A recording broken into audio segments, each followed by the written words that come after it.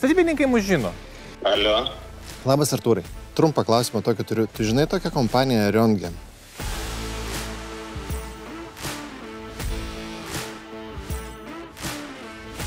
Mūsų veikla yra finansuoti statybas. Mano visos investicijos yra stiltiniam finansavime ir aš manau, kad dabar aukso amžius yra tą Euriborą išnaudoti savo naudai. Kiek laiko pas jūs užtruks susiregistruoti? Mano draugas vienas, kai klausė, kaip greit suinvestuosiu, sakiau greit. Taip, Tai jis po 2 minučių atrašė, padariau.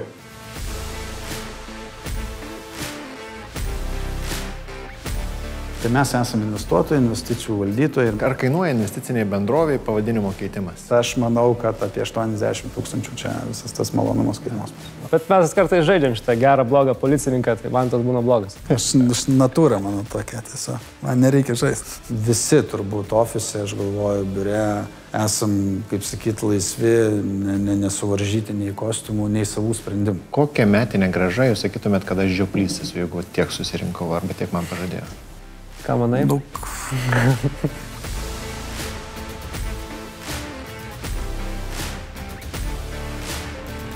Jeigu pažiūrėsime šunio dantis, tai jis tikrai nemanų košę turėtų valgyti. Mes maždaug parduodam apie 600 tonų prekių per mėnesį. Dabar kalbam taip, kaip aš čia būčiau sėkmingas. Daugelis žmonių esat sėkmingi. Jo. Aš apie save taip nemanau. Atsimenu, tada labai bijau mokesčių inspekcijos, žinai, kaip uždirbdavau ten 10 litų per dieną. Žiauru, ko tada bijot? Tada man tik paramos galėjo mokesčių inspekcija duoti. Nu, dar taip negirdėjau, kad mano sėkmės formulė yra aš gerai malu šūdą.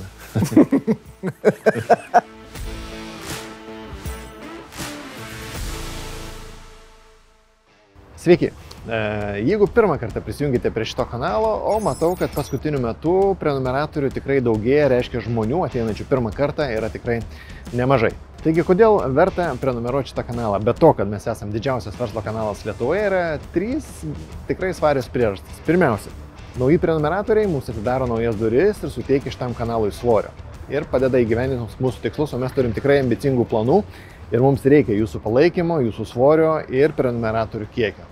Sutikite, kad su daugiau prenumeratorių mes galim nuveikti truputėlį daugiau, nes atrodom kaip rimtesnė medijos priemonė. Antras dalykas, aš nemoku kaip uždirbti milijoną, nes ne kiekvienam to milijono reikia, bet aš einu per verslininkus, per protingus žmonės ir bandau suprasti jų mąstymo būdą, ar ne? Kaip jie mąsto, kaip jie priima sprendimus. Ir tai jūs galite pamatyti šitam kanale, nes kiekvienam praktiškai jo darbe reikia vidinės motyvacijos ir suprasti, kaip žmonės mąsto. Ir trečias dalykas, šitas turinys yra nemokamas, o prenumeratorių kiekis mums suteikia galimybę prisitraukti daugiau rėmėjų. Aišku, mes gaunam iš rėmėjų pajamas, gaunam iš Contribui pajamas, iš tų, kurie tiesiog palaiko kanalą. Ir aišku, kažkiek tai gaunam iš YouTube'o ir YouTube'as už tai jums rodo reklamas, todėl labai nepykit, nes kažkiek nuo to mums irgi kapsi. Na, o šioje laidoje jūs pamatysite vėlgi naujus pašnekovus. Aš paskutiniu metu stengiuosi daugiau pasigilinti į tai, kaip žmonės mąsto, kur jie nori nuvesti verslą, kaip jie priima sprendimus, kur semiasi motyvacijos. Nes galvoju, kad kiekvienas tam tikrų gyvenimo momentų savo darbe, savo versle ateina į tokį tašką, kai jis pradeda ieškoti motyvacijos, ar ne? Tai būtent į tai aš paskutiniu metu daugiau koncentruojuosi ir šitoje laidoje jūs tą turėtumėt ir pamatyti. Na ką, mes turim 3 naujas istorijas, pasižiūrėkim, ką mes išmokom iš šitų vadovų. Nauja laida.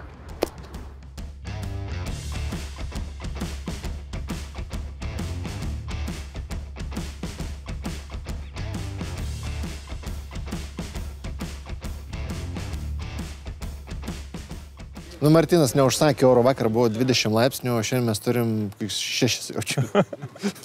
Gerai, kodėl Martynai atsitempė mūsų statybas? Mes rūpinamės, kad statybos vyktų laiku ir sklandžiai. Aha, aš galvoju, kad vis tiek mūsų laida yra savotiška reklama, ne? Kas tu tikėsi, kad pamatys tave šitoje laidoje? Mes tikimės, kad mus matys žmonės, kurie ieško, kaip įdarbinti savo pinigus. Nestatybininkai. Nestatybininkai. Statybininkai mus žino. Ir mes su jais palaikom nuolatinį kontaktą. Nėra jų Lietuvoje gal labiau tiek ir daug. Aha. Tai mes su jais esame artimame ryšyje. Manau, kad tai, ką mes darom, yra daug aktualiau žmonėms, kurie vis tik tai daug kas dar nežino, kaip elgtis su pinigais savo, su santuvomis, kaip jas įdarbinti. Ir mūsų produktas yra jiems labai aktualus. Tu sakai, kad statybininkai tave žino. Įdomu, kam skambini. Kaip jūs tarėt? Röntgen. Röntgen.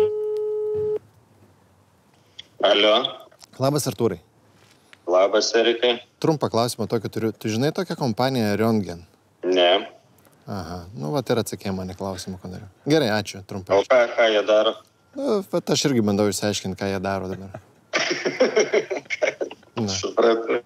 Gerai, ačiū, iki. Gerai. Na tai ne visi statybininkai. Ką Artūras stato? Stato administracinius pastatus.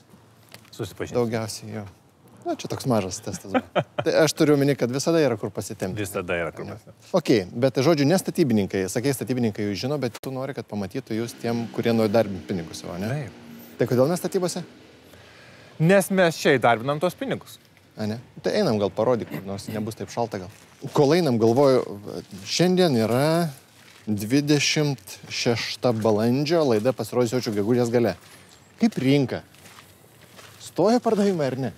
Pardavimai čia atsigauna, bet mes turėjom pas mus 3 labai keistus metus ir tie metai mums kontekstą labai keistą duoda. Nes įprastai Vilniuje normalu būtų parduoti pirminėje būtų rinkoje, būsto rinkoje, kokius 350 būtų per mėnesį. Ir karantino metu buvo keletas mėnesių, kada nepardavė nieko. Notarai nedirbo, nei vieno sandorio neįvyko. Ir po to turėjom periodą, kada visi atvirkščiai labai pirko būtus, ar ne? Ir ten parduodavo 1000 būtų per mėnesį. Kalbėjo apie rekordus nuolatos. Ir tas kontekstas labai iškreipė viską. Tai dabar mes esam tokioj, sakyčiau, rinkos normalizavimosi stadijoje, kada kainos prisivijo žmonių perkamąją galią, būstų sandėlys pradeda atsistatinėti ir mes tokį grįžtam į status quo, kuris buvo prieš 4 metus. Galvoju, žiūrovas, kad nepagalvotų, kad tu prekiauji butais. Tugi neprekiauji butais. Mūsų veikla yra finansuoti statybas. Tai gali pavadinti, mes esam savotiškas bankas, tik mes renkam ne indėlius ir po to jos išduodam vystytojams, o mes leidžiam žmonėms investuoti tiesiogiai. Prieš kokius 6, gal 7 metus Lietuvos banko pradėta licenzijuoti veikla, sutelktinis finansavimas. Tai mūsų žiūrovom jau čia puikiai pažįstama ta paslauga. Žinok, stebėtina, aš, pavyzdžiui, irgi galvoju, kad visi žino, bet mano sesė nežino. Šiai karts nuo kartos turiu priminti, kas tu. Žiūrėk, tu turi susimastyti apie savo marketingą, nes statybininkai tavęs nežino, tavo sesė tavęs nežino. Sesė mane nežino, jinai ne iki galo supranta, ką darau. Tai gerai, tai trumpai, tada paaiškinam, koks jūsų verslo modelis, ką jūs darot, kam jūs gali būti naudingi. Mes esam, pavadinkim, mediatorius, tarpininkas, kuris dirba su 2 šalimis. Pirma šalis, su kuria mes dirbam, yra nekilnojamo turto vystytojai, verslai, kuriems reikalingas kapitalas įgyvendinti jų idėjas ir projektus, kad jie galėtų uždirbti pelną. Jei mus kreipiasi, mes vertinam jų verslo planus, jų patirtį, kokias jie gali teikti užtikrinimo priemonės, kad jie įvykdys savo įsipareigojimus, darom teisinius patikrinimus ir jeigu jie atitinka mūsų keliamus standartus investicijos kokybei, paskolos kokybei, tada mes teikiame pasiūlymą kitai mūsų pusėje, kitam klientų ratui, tai yra investuotojams. Tai yra žmonėms, kurie domisi, kur įdarbinti savo santaupas ir uždirbti iš to palūkanas. Tai nuo banko jūs skiriatės tom, aš galvoju, bankas statybininkui išduoda paskolą ir bendrauja tik su statybininku, ne, o jūs dar surandat, kas tos pinigus atneštų ne iš banko, ne, kad savus pinigus įdėtų. Aš sakyčiau, mes nelabaisiai daug skiriamės nuo banko. Nu, žiūrėk, jeigu į banką įdedi indėlį, bankas ką daro su indėliu? Jisai jį skolina. Tik jisai ilgą laiką už indėlį mokėdavo 0%. Taip. Bet jisai tau garantuodavo, kad tau indėlį visą laiką atgausi laiku arba kažkokią nustatytą datą. Jisai suteikdavo daugiau garantijų. Mes leidžiam žmogui priartėti arčiau verslo, kuriam tie pinigai ir yra skiriami, ir gauti, turbūt vadinkim, tą skirtumą, kurį pasiema bankas. O mes pateksim šitą pastatą kaip nors ar ne? Reikia paprašyti darbų vadovų ir manau, jis mus tikrai leis. O čia ekonominė klasė ar kokios skaitosi šitas namas? Turbūt skaitosi ekonominė vidutinė? O kokios kainos šis dabar aš nebesigaudau jau būtų kainose? Šitam rajone kaina yra apie 2600-2900 eurų už kvadratinį metrą. Na gerai, tai tada grįžtant prie jūsų verslo modelio, jūs finansuojat arba statybininką, arba vystytoją, ne? Vystytoją. Vystytojas. Gal atskirkim du formatus, ar ne? Ir galbūt tavo skambutis anksčiau tą išspręstų. Vystytojas yra įmonė, kuri perka sklypą, jame projektuoja statinius, juos stato ir parduoda. Pasamdo statybininką, kuris pastatys. Pasamdo statybininką, kuris pastato. Ok, tai reiškia, mes neteisingai užklausim. Reikia padaryti dar vieną skambutį. Reikia dar vieną padaryti. Tai statybininkai nėra mūsų klientai, nes statybininkai neturi jokių užtikrinimo priemonių, kuriom galėtų jie garantuoti, kad jie vyktų savo įsipareigojimus. Ir jie yra daug mažiau kapitalų ir reikalus verslas. Žiūrėjau, nekilnojamo turto vystymas ir kodėl mes tik su nekilnojamu turtu dirbam. Yra dvi priežastys. Viena yra, nekilnojamo turto vystytojas turi užtikrinimo priemonės, kaip garantuoti, kad jisai vykdys savo įsipareigojimus. Tai pavyzdžiui, mes kai finansavom šitą kompleksą visą, mums buvo įkeisti visi 3 daugiabučiai su sklypu. Tai vystytojas nupirko sklypą, buvo pradėjęs statyti ir mes finansavom tolesnę statybą. Jisai buvo pakankamai daug investavęs jau nuo savo kapitalo, kad jam, nežinau, kas turėtų nutikti, kad jisai sugalvotų apsisukti. Reiškia, jisai yra suinteresuotas ne tik savo sėkmė, bet ir mūsų sėkmė, kad investuotojams būtų grąžinti pinigai laiku ir tiek, kiek sutarta. Antra priežastis yra, kad vystymas yra labai intensyvus kapitalui.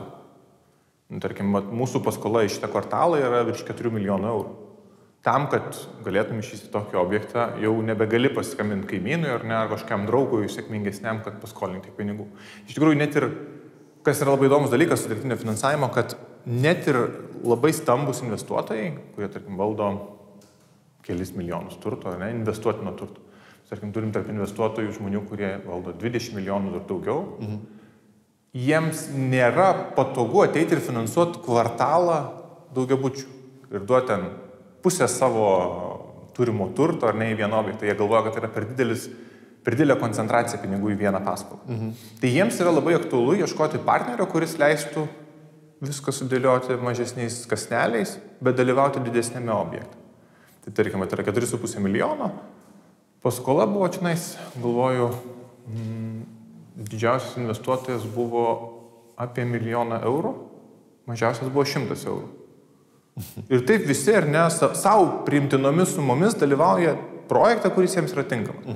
Tai tas mastelis padaro šitų paskolų poreikį, nes jeigu mes dirbtume turbūt su mažesnėm, galbūt nebebūtų poreikio kažkam profesionaliam tarpininkui sudalyvauti, kad surinkti interesantus. Šiuo metu, tarp kitko, pas mus baiginėsi paskolos terminas, mes paskolą išduodam dažniausiai 12 mėnesių.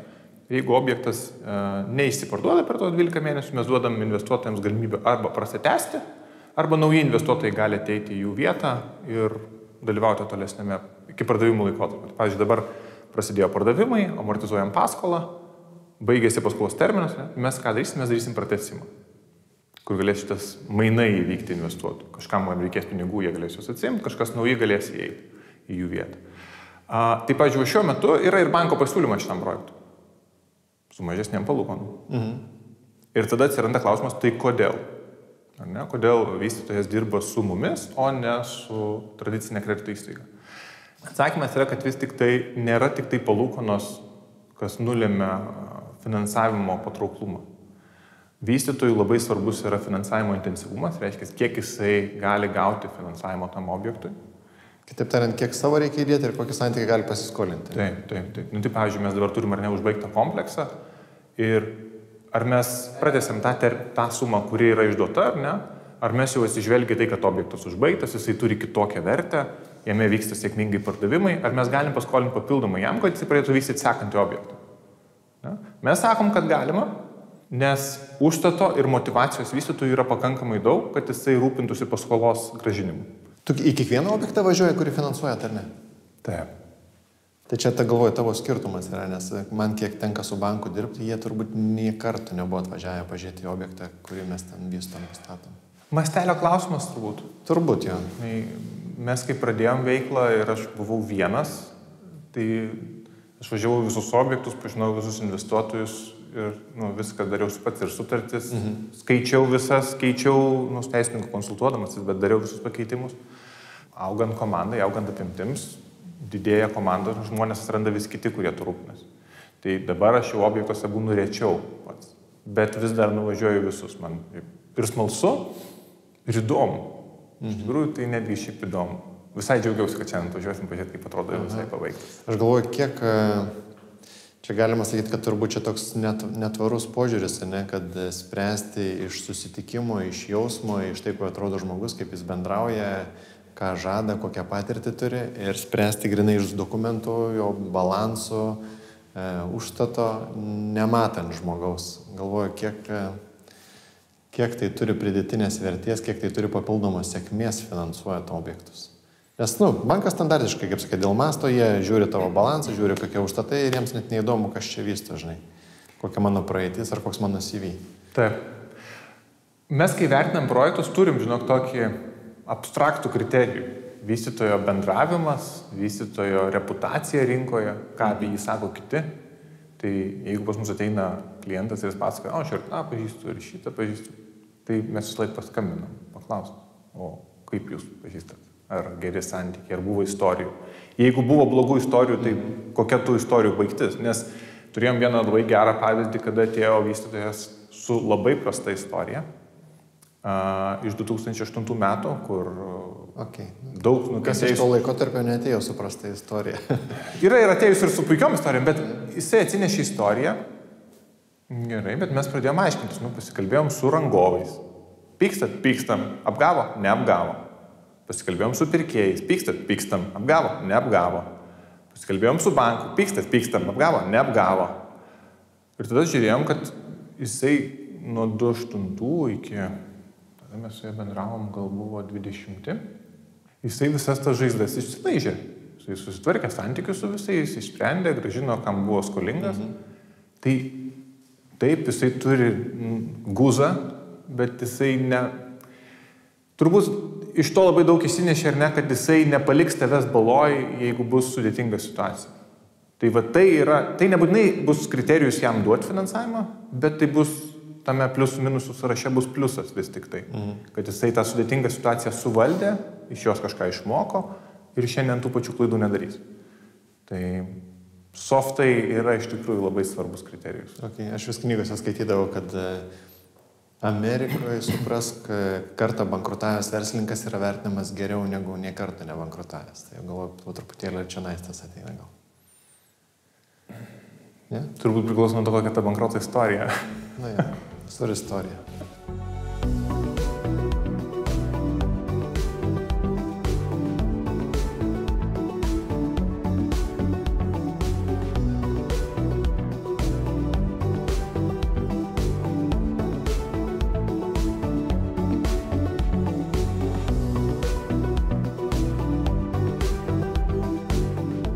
Algirdai, jūs turit daug veiklų. Jūs su verslus vienė jau tokia bendra filosofija, moraliniai dalykai, kažkokie įsitikinimai. Ar tie moraliniai dalykai, filosofija, požiūris į dalykus iš karto buvo, ar jie susidėliojo eigoj?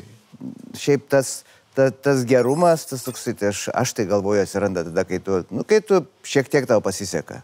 Tada gali būti toks ar kitoks ir geresnis, kažkam paaukoti, kažkam padėti, kažkokią naują idėją, bandyti naują, prasibandyti. Bet vien dėl to, kad tu esi saugus. Jeigu žmogus yra alkanas, šiaip jam nerūpi nei ekologija, nei tvarumas, nieks nerūpi.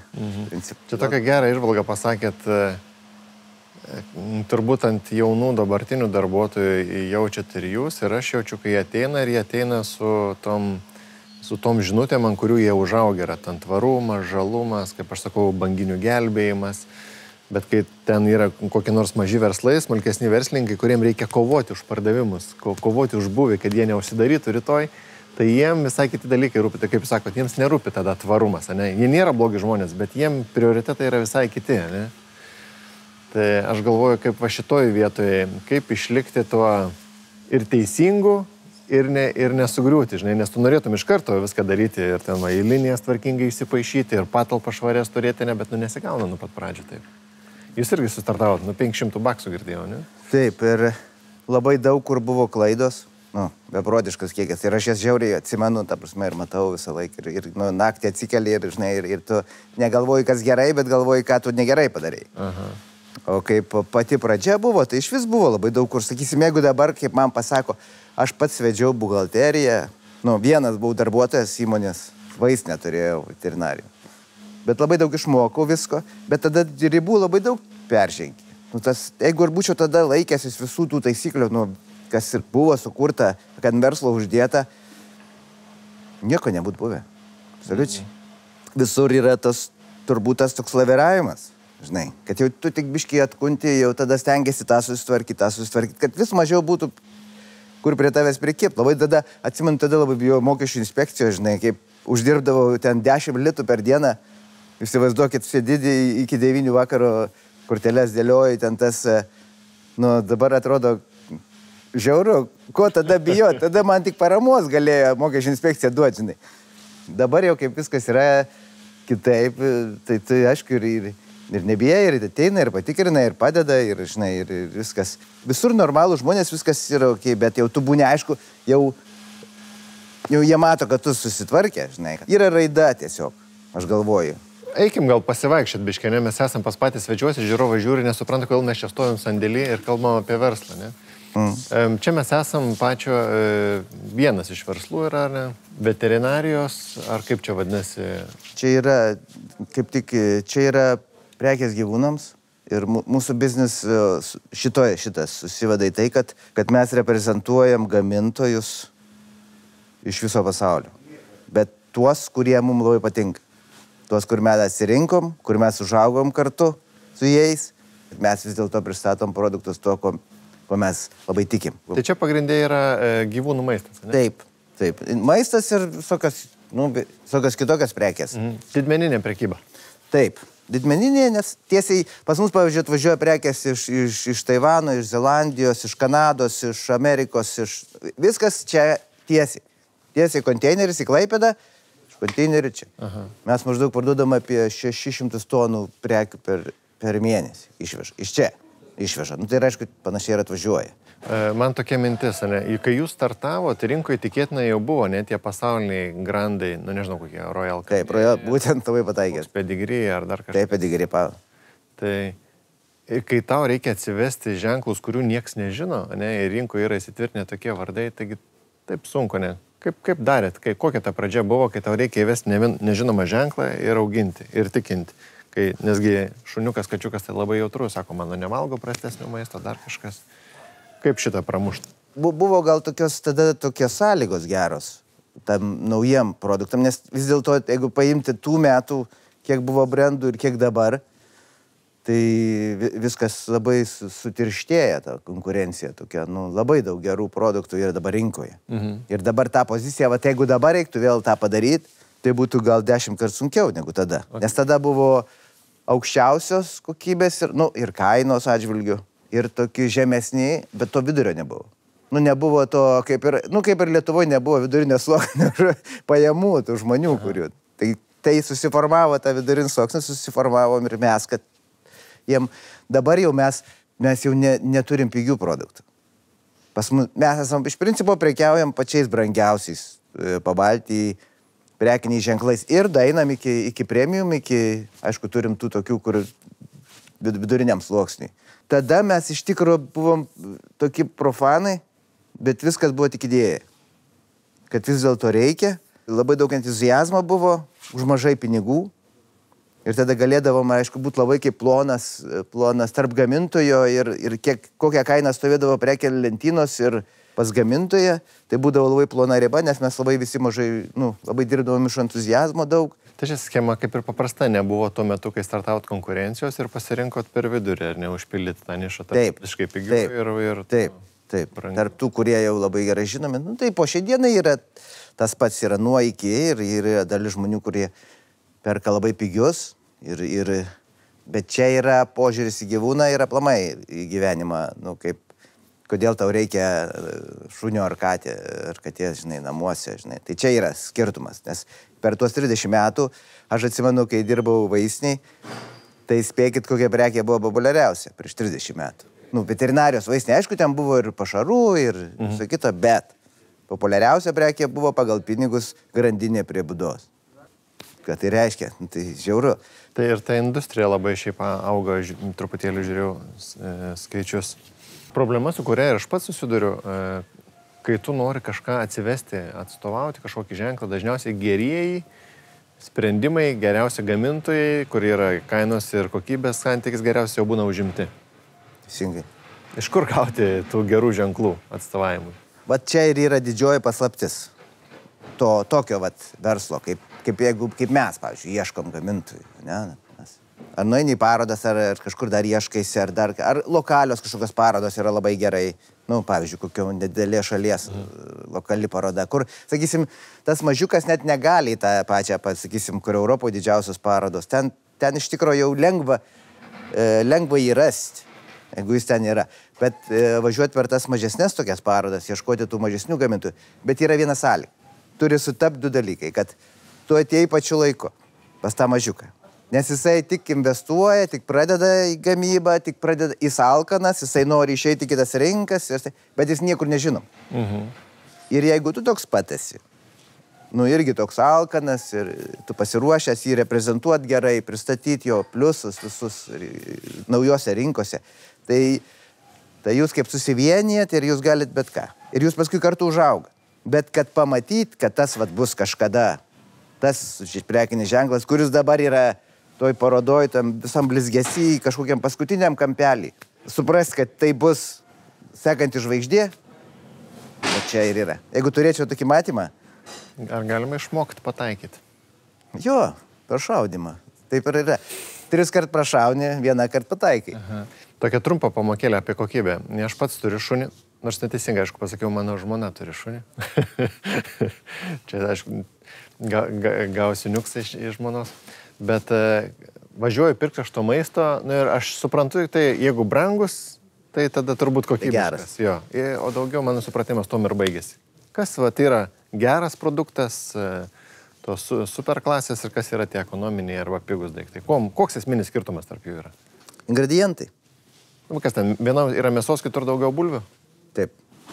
Ingredientai pirmas, tada kaip tie ingredientai sudėlioti, receptūra pati. Ir tada iš kur tie ingredientai. Nes, pavyzdžiui, gali būti jautiena vienokia ir gali būti jautiena kitokia. Ne? Tada kaip ta jautiena, vienas rašo jautiena tokia ir tokia. Tai teisingiausia pagal gamtą būtų tai, kad aplamai visas jaudis yra panaudojamas su viskuo, su žarnynu, su viskuo, jis yra panaudojamas ir iš jo padaroma, įsivaizduokim, kad sumalama, padaromas faršas kažkoks, tai tada dar pridedama kažkokių ten žolelių, uogų, dar kažko. Tai tokia mityba yra visiškai balansuota, nes nereikia net jokių papildų, vitaminų nieko nereikia, nes kaip žinia, ten jaučio, pavyzdžiui, skrandis yra bakterijų šaltinis, ten tada kepenyse B grupės vitaminai ten ir viskas yra tokiom proporcijom, kokiom reikia. Jeigu pažiūrėsime šunio dantis, tai jis tikrai nemano košę turėtų valgyti. Ir yra dabar, pavyzdžiui, to šunų maisto, ir yra džiovinto, ir ore džiovinto, ir liofilizuotas yra, ir paprasto ekstruzijos būdu. Bet pats ekstruzijos būdas irgi gali būti vienas modernesnis ir mažiau modernesnis. Temperatūra, sakysim, vienam yra žemesnė, kas išlieka daugiau medžiagų, o kitam senesniam tam ekstruzijos gamybos būdė yra daugiau temperatūros, jisai mažiau išlieka tų visų medžiagų. Bet yra vienas esminis skirtumas, kad jeigu iš tikro produktas yra geras, jo labai mažai reikia. Gyvūnai, pavyzdžiui, nežinau, mes su žmona turim Tibeto mastifusios, 2 seserys, sveria apie 45 kg ir labai gero maisto suvalgo 100 gramų per dieną. Galima būtų duotam šunį, kur ten, sakysim, 80% grūdai, visokie kitokie, tai suvalgytų gal ir 600 gramų. Bet jis nejaustų sotumo. Nes jo organizmas vis reikalautų, kad trūksta to ir tas šuva valgytų. Dar šalutiniai poveikiai tų grūdinių kultūrų ar dar kažko tai yra, kad jie greiti angliavandenį. Tai šunio skrandžiui visiškai netinka. Nes šunio skrandis, pavyzdžiui, yra visiškai kitoks negu galvijo skrandis. Kuris yra iš daug skyrių ir perdirba ten kaip sudėtingas mechanizmas. Šuniai labai agresyvios rūgštys, ir kurios galbūt ima net ir visokius mažesnius kaulus ir visą kitą, ir pas jį viskas kitaip vyksta. Ir labai trumpas žarnynas. Ta reikia žinot, pagal tai ir rinktis tuos produktus. Taip pristatom čia mūsų klinikos vadovą Karolį, kuris jau turbūt bijau sumeluot, bet Daugiau negu 10 metų. 12 gal. 12. Tai va, 12 metų ir iš principo išvystėm šitą kliniką jau dabar, kur matėte, tai jau jinai mums tapo per ankšta ir mes jau priėmė sprendimus plėtrai. Kaip greitai, nu, ta prasme, stengiamės būti labai greiti, bet nežinau, kaip čia įvyks. Per metus arba geriausia atveju per metus, blogiausia per 2. Tai o jūs turite renginą, ar ne? Taip. O kiek kainuotų žiurkėnui koją peršvesti? Kaip ir šunių jokio skirtumo. O kiek kainuoja? 28 eurai. 28 eurai. Ir jeigu palaikysit, tai 28, jeigu reikės duoti, tai dar už sedaciją paprašysim, nes mes per mažas gyvūnas išlaikyti neįmanoma. Tai su pirštais, pirštas mano daugiau rengenogramos užims, negu kad augintinio koja. Tai. O sedacija reiškia užmigdymas, ne? Atpalaiduojam, taip. Supratau. Kokių turit daugiau pacientų? Kačių ar šunų? Šunų. Šunų, ne? Procentaliai kiek? Nu, gan ženkliai kokie, turbūt šunų apie 60-70%, kitos katės. Žmonės dabar ne tokia orientacija yra į tą sveiką gyvenimo būdą, jie nueina pas ten gydytoją ir klausia, ką man daryti, kad aš nesirgčiau, kad ten man nieks neskaudėtų. Ir ten sako, tada tu ten nevalgyk cukraus, 2 kartus savaitę sportuok, nesinervuok, miegok ir taip toliau. Ar ateina profilaktiškai žmonės su gyvūnai, sako, ką mums daryti, kad gyvūnas būtų sveikas ir kokie yra patarimai? Tai pradžioje, kai įsigyja, ateina. Bet dėl bendros tokios praktikos, kaip prižiūrėti, ką daryti, tai pradžioje įsigijus gyvūną dažniausiai. Kol nežino iš ką daryti. Nu, tai ten jo, kaip su pirmais skiepais 3-4 mėnesių, maždaug tokiam amžiui. Paskui jau jie daug maž viską žino. Ir jau, jeigu kažkokia problema atsitinka, tai jau akcentuojamės daugiau į tą, kaip būtent tą problemą išspręsti ir kaip kad tai nepasikartotų, ne dėl bendros laikysenos. Profilaktiškai nėra tokios praktikos vedžiot gyvūną pas gydytoją, kad ten, nežinau, pigiau galbūt. Nu, nėra tas populiaru.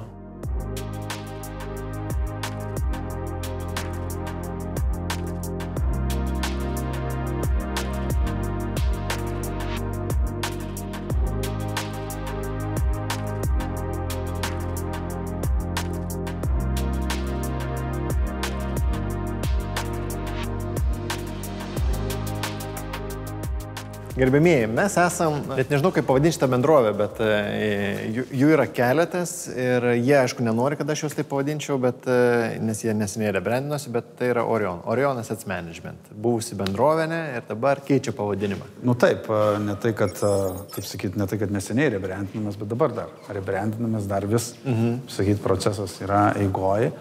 Manau, kad augom ir šiek tiek išaugom jau iš tų marškinių. O kam taip daryti? Aš galvoju, Orion, taigi rinkoje taip gerai žinomas pavadinimas, tiek įdėta pastangų ant pastatų, visur prikabinta, ne visi žino puikiai, paskui Orion, visi žino apie ką kalba, ir dabar sugalvojat keisti. Tai kas yra Orionas?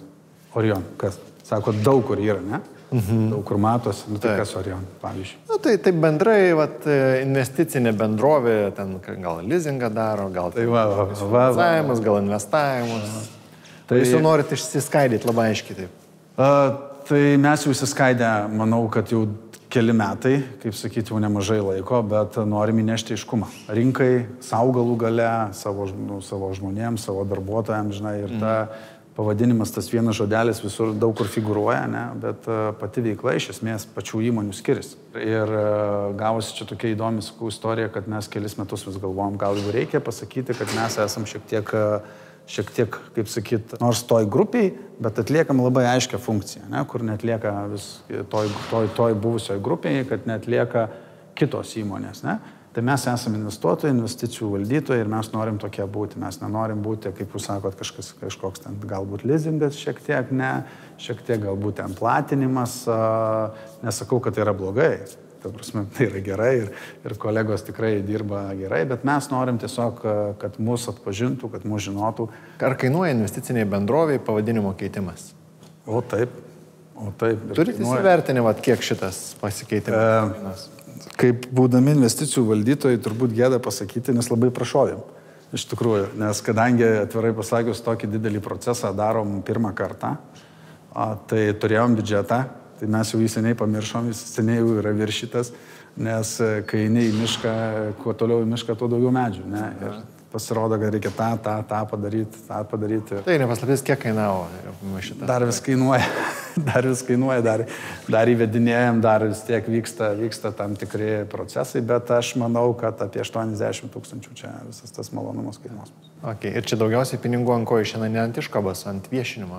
O, iškaba tai čia yra labai paprastas ir pigus, sakyčiau, dalykas. Ant viešinimo tikrai visi IT sprendimai. Čia žiūrovas, jeigu nežinome, mes esame Jogailos gatvėje, čia seniau buvo SEB padalinys, ne klientų. Pačioj pradžioje čia buvo bankas Hermis. Bankas Hermis. Tokio jau net retas, kuris atsimena mūsų žiūrovas, bet SEB aš galvoju, kad dar atsimena. Taip. Kad SEB atsimena. Ir dabar visas šitas pastatas yra jūsų? Ne, jisai buvo, tai buvo vieno mūsų valdomų fondų investicija. Ir mes jį nupirkom visiškai tuščią, tai prasme stovintį, 8 metus jisai buvo nenaudojamas. Gimė tam tikrą idėją, ką iš jo padaryti.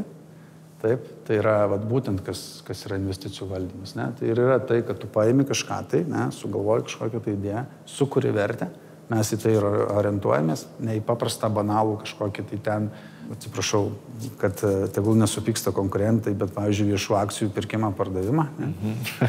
Tiesiog, tai mes patys stengiamės kurti vertę, tai gimė tam tikrą idėją, kaip jį atgaivinti šitą pastatą, taip, ir iš buvusio Hermio pastato, jo beje toks pavadinimas dokumentuose yra išlikęs, po to SEBO mes sukūrėm administracinį pastatą, į kurį norėjom įsikelti patys, atvirai pasakius, bet pakeliui gimsta vėl visokių įdomių idėjų ir skaičiuoja grinai matematiškai, ekonomiškai, tai tiesiog atėjo dideli nuomininkai ir jisai išnuomotas ir fondo gyvavimo pabaigoje jisai buvo parduotas investuotojams, kitiem investuotojams. Aš kitaip iš tikrųjų įsivaizdavau, galvojau, kad jūsų darbas yra, nežinau, prie popieriaus ir prie Excelio, o ne tai, kad nupirkau pastatą, tada imuosi čia kažką rekonstruoti, samdau statybininkus ar vystytoją kažkokį, kuris čia sutvarko, iš to daro investiciją. Tai aš suprantu, jūs dengia 3 sritis, tai čia viena iš tų sričių, ar galima pavadinti, kad jūs esat vystytojai / investuotojai? Tikrai taip, aš manyčiau, kad labai drąsiai galima tai pasakyti, nes pas mus kompetencija yra. Mes miksuojame, mes labai mėgstam save sakyti tarp discipliniški, ne? Tai reiškia, kad turim ir kelias tokias kompetencijas pas save, taip, tai yra finansų valdymas, kas be ko, nekilnojamas turtas. Ir mes visą tą dalyką tarpusavyje, kaip sakyti, miksuojame, ne? Tai yra tam tikra kapitalo struktūra, ateina į tam tikrą objektą ir tada pasijungia, kai jūs ir sakot, vystytojai, taip, tai ta vidinė vystytojo kompetencija. Kad jau atėjom, tai gal pasivaikštom biškį ir pasižiūrėti, ne? Prašom. Ką mes galim pamatyti? Prašom. Tai galima tik tai papasakot, kad istorija šito pastato yra labai įdomi tuo, kad mes kaip jį nusipirkom, tai jis buvo paprastas, senas, sakyčiau, sąlyginai, seniai nenaudojamas pastatas. Tačiau tik kaip mes nusipirkom, atsitiko toksai vienas įvykis, kad nekilnojamo turto vertinimo taryba jį pripažino kaip vertybę. Atvirai pasakius, pradžiai tikrai buvom, kaip sakyti, pikti, bet pikti ne ant pačio sprendimo, bet kiek ant pačios sistemos. Ta prasme, nes nėra Lietuvoje, mes įsiaiškinom, kad nėra tokios, kaip sakyti, aiškios sistemos, kada pastatas galėtų būti pripažinta. Tiksliau, ne pastatas, atskiros jo vertybės gali būti pripažintos kaip pat būtent saugotinos vertybės. Pavyzdys, irgi šičia, ne? Viduj. Salėje. Yra čia irgi saugotina vertybė. Tarsi, kiti sakytų, tai yra iš esmės tiesiog siena, ne? Tai ta marmurinė siena? Marmurinė, taip, siena, čia tikrai labai daug marmuro visur yra. Ir pagarba, kaip sakyti, autoriui tikrai, su kuriuo beje labai irgi maloniai tikrai dirbam šitam projektui. Taip, bet tu, kai sugebi rasti vietą visam šitam daiktui, tai jisai puikiai matosi, puikiai atrodo. Aš galvoju, žiūrovai, reikia paaiškinti, kodėl mes čia prikibom prie to pastato priskirimo prie vertybių, nes kai jis yra priskiriamas, tai sumažėja galimybė, ką tu gali keisti, kaip gali rekonstruoti ir, žodžiu, esi stipriai apribotas. Bet susitaikėt ir padarėt ir viskas gerai. Susitaikėm, padarėm ir bent jau patys esam tikrai, kaip sakyti, patenkinti ir turbūt turbūt tas faktas, kad vis dėlto fondo gyvavimo pabaigoje tas pastas buvo išpirktas, tai turbūt, kad irgi daug ką parodo, o investuotojai išėjo su tam tikra grąža. Okay. Nusileidžiam į Rusiją, pažiūrėjau. Pirmin, ten yra įdomiausia dalis pastato. Čia buvo į banko saugyklą turbūt. Taip, čia yra įdomiausia, kur sakau, dalis. Iš tikrųjų, aš atsimenu pirmą kartą, kai įėjau į šitą pastatą ir pamačiau tas duris, aš labai bijojau, kad jos neužsitrenktų, iš tikrųjų. Nes čia reikėtų pamatyti, koks yra storis ir tiek pačių sienų, tiek pačių durų. Ir mes tiesiog paėmėm ir iš tų saugyklų padarėm čia posėdžių salites. Okay. Kurios čia autentiškas bankas. Čia yra absoliučiai autentiškas. Anksčiau senais gerais laikais čia patys suprantat, saugodavo kešą.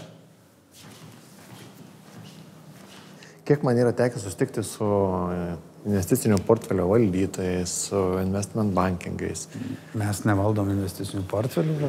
Jo, taip. Bet jūs esate investuotojai, kurie vis tiek susirenkat pinigus, ne, iš fizinių asmenų, nežinau, iš bendrovių, dar kažkokiu būdu suformuojate kapitalą. Tai praktiškai 80% susitikime žmonės būna su kostiumu, kai aš tam. Ar čia pačio yra įvaizdžio dalis, ar čia būtent šiandien taip atrodai, ar čia jūsų filosofija įmonės tokia? Mūsų įmonės filosofija, kaip aš šiek tiek jau minėjau, gal anksčiau pasikeitė turbūt prieš tuos 3 metus, kada įvyko tie didieji pokyčiai pas mus įmonėje. Taip. Tai nuo tada aš galvoju, kad aš pats kostiumą gal užsidėjęs esu kokius 2 kartus. Mes visi turbūt ofise, aš galvoju, biure, esam, kaip sakyti, laisvi, nesuvaržyti nei kostiumų, nei savų sprendimų. Turbūt mes galbūt ir skiriamės šiek tiek, mes taip įsivaizduojam, kad šiek tiek skiriamės nuo kitų valdytojų, nes negaliu pasakyti, kaip sakyti, kad darom viską kitaip, bet truputį džiazuojam. Mes mėgstam, sakau, pamiksuoti savo tas kompetencijas, kurios kitiems galbūt, kurias kiti naudoja labai taip siaurai. Okay, aš galvoju, investicija žodis džiazas man reiškia daugiau rizikos, ar ne? Ir nežinau, ar aš noriu to, kai aš, tarkim, investuoju, ar ne? Bet nebūtinai. Džiazas tai nebūtinai su rizika yra susijęs. Ta prasme, aš džiazą turiu omeny, kad mes galim padaryti, tarsi iš savo kompetencijų, mes sugebam taip sumiksuoti, kad investuotojui atnešti maksimalią grąžą. Tai yra, jeigu mes darom nekilnojamo turto, pavyzdžiui, projektą, ne? Tai nebūtinai sustruktūrizuoti kapitalą taip, kad sunešti vien tik tai visą equity. Taip, equities visada brangiausias. Aš galvoju, verskim žmonėm, nes ne visi žino, ne, ką reiškia equities. Nuosavas kapitalas, okei. Equities tai, kur žmonės suneša savo pinigus. Jo, kur žmonės suneša savo pinigus ir jie tikisi tam tikros grąžos. Taip, pabandysiu paprasčiau pasakyti, taip, bet jeigu mes galim, pavyzdžiui, užsiskolinti pigesniais pinigais, tiek banko, tiek nebankiniais pinigais, taip, tą nuosavą kapitalą, tai mes tą ir darom. Tai prasme, mes tada reiškia pritraukiam kažkokį tai skolintą kapitalą, kuris yra brangesnis šiek tiek negu banko, natūralu, bankas visada turėtų būti pigiausias, bet yra pigesnis, negu pats norėtum uždirbti iš nuosavo kapitalo. O čia ir yra džiazas. Bet va, irgi mano partneris ateina, jis irgi be kostiumų. Dar vienas žmogus be kostiumo. Neužsidėjo šiandien kostiumą. Labas, Erikas. Kai visada mūsų sugadinai viską. Jokavom. Tarsime, už mus turėtų kalbėti ne mūsų išvaizda, turėtų kalbėti ne kostiumai, o va tokie dalykai, taip. Šiaip už jūs tai turėtų grąža kalbėti. Tai taip, aš tą ir turiu omeny. Grąža, sukurta vertė, produktai, ta prasme, va tie dalykai. Dabar žiūrovas išgirdo žodį grąža, atsidaro rekvizitai LT, įsiveda Orion Assets Management, ar ne, ir mato, kad ten nieko nemato, arba mato netgi minusą kažkokią, ar ne? Čia yra nustatyta, kad fondas savo rezultatų negali skelbti? Jo, tam tikro tipo. Taip, visiškai teisingai, nes šita laida neturėtų skatinti. Gerai, mes galim iš karto pasakyti disclaimerį, kad viskas, ką jūs išgirsite iš šito pono ir iš Beno, tai nėra investicinis patarimas. Bet ką iš manęs išgirsit, galvokit kaip norit. yra uždaro, pavyzdžiui, tipo fondai, kurie negali skelbti nei gražos, nei tam tikros ten informacijos. Tai čia vienas dalykas. Kitas dalykas, kad investicijų valdymo įmonės nėra taip lengva uždirbti. Investicijų valdymo įmonės jos uždirba iš to, kad surinka nuosavą kapitalą, tai yra iš investuotojų, kurie nori skolinti ir gauna tam tikrą labai mažą dalį. Taip, ir iš to turi išlaikyti savo žmonės, turi išlaikyti visus atitikties pareigūnus, turi išlaikyti visokius badarus dabar labai ten, kur dideli reikalavimai ir turi išlaikyti fondų valdytos ir tai krūva žmonių. Todėl tik tai nuo tam tikro dydžio iš tikrųjų, kaip sakyt, sukauptų investicijų, tu gali kaip valdymo įmonė, kaip investicijų valdymo įmonė uždirbti. Bet iš ko labiausiai uždirbam, tai iš sėkmės. Ta prasme, nes dažniausiai yra taip nustatoma, kad yra nustatomas vadinamoji minimalus grąžos barjeras. Ir jeigu yra investicija uždirba daugiau negu minimalus grąžos barjeras, tai tada tam tikras procentas tenka mums, kaip valdytojam. Neskaitant savų investicijų, apie kurias mes jau šnekėjom. Tai grįžtant dar prie jūsų uždarbį, mes pradėjom kalbėti, jeigu, tarkim, aš atnešdamas tikiuosi, kad tai jau, tarkim, 12% metinių, aš gausiu, tarkim. Tai jeigu net taip gavosi, sukrito, kad jūs uždirbote 18, tai nuo tų viršaus 6 jau jūs pasimate savo dalį, ar ne? Savo dalį. Tam tikrą dalį priklausomai nuo dalinatės su investuotojais? Jo, mes dalinamės su investuotojais ir didžiąją daugumą atvejų, aišku, yra tokia rinka pas mūsų susiklošiusi, kad vis dėlto didžioji dalis tenka vis tiek investuotojai. Prasme, mes kaip valdytojai pasiimam tik tai ten nedidelę dalį.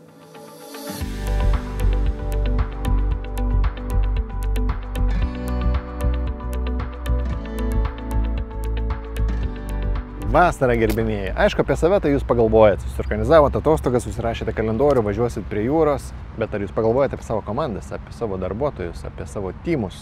Ateis ruduo, ateis žiema ir reikės organizuoti jiems darbostogas. Organizuojant darbostogas iškyla pakankamai nemažai klausimų: viešbučiai, lėktuvai, programa, kur juos vežti, kur sutalpinti.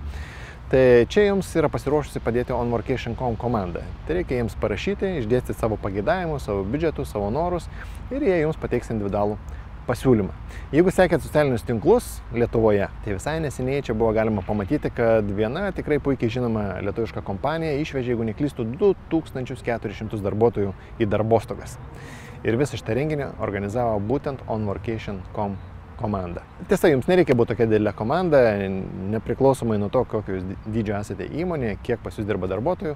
Parašykite visus savo pageidavimus, kiek jūs esate žmonių ir jums pateiks būtent jums pritaikytą pasiūlymą. Na, o kad jums nereikėtų ieškoti, mes apačioje įdėsim nuorodą, nueikite į ją ir surašykite savo pageidavimus ir gausite būtent jums pritaikytą pasiūlymą iš OnVorkation.com komandos.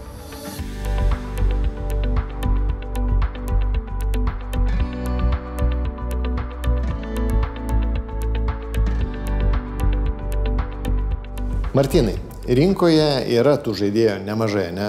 Vien tik tai aš galvoju ir mūsų žiūrovas jau žino, ne? Ir mūsų laidojų yra buvę panašių, ne? Mes kažkiek laiko vis įdedam sutelktinius finansavimus tam, kad parodyti alternatyvas, kad ne tik tai bankai egzistuoja, kad iš to galima uždirbti ir kad tai irgi yra visai geras įrankis. Ir mes laidoj, ką ten turėjom galvoju, gana seniai turėjom EVA Estate'as, dabar jie vadinasi Inrento, tada turėjom Let's Investą, jūs va dabar esat, dar galvoju, dar rinkoje yra visokių žaidėjų su telktiniu finansavimu.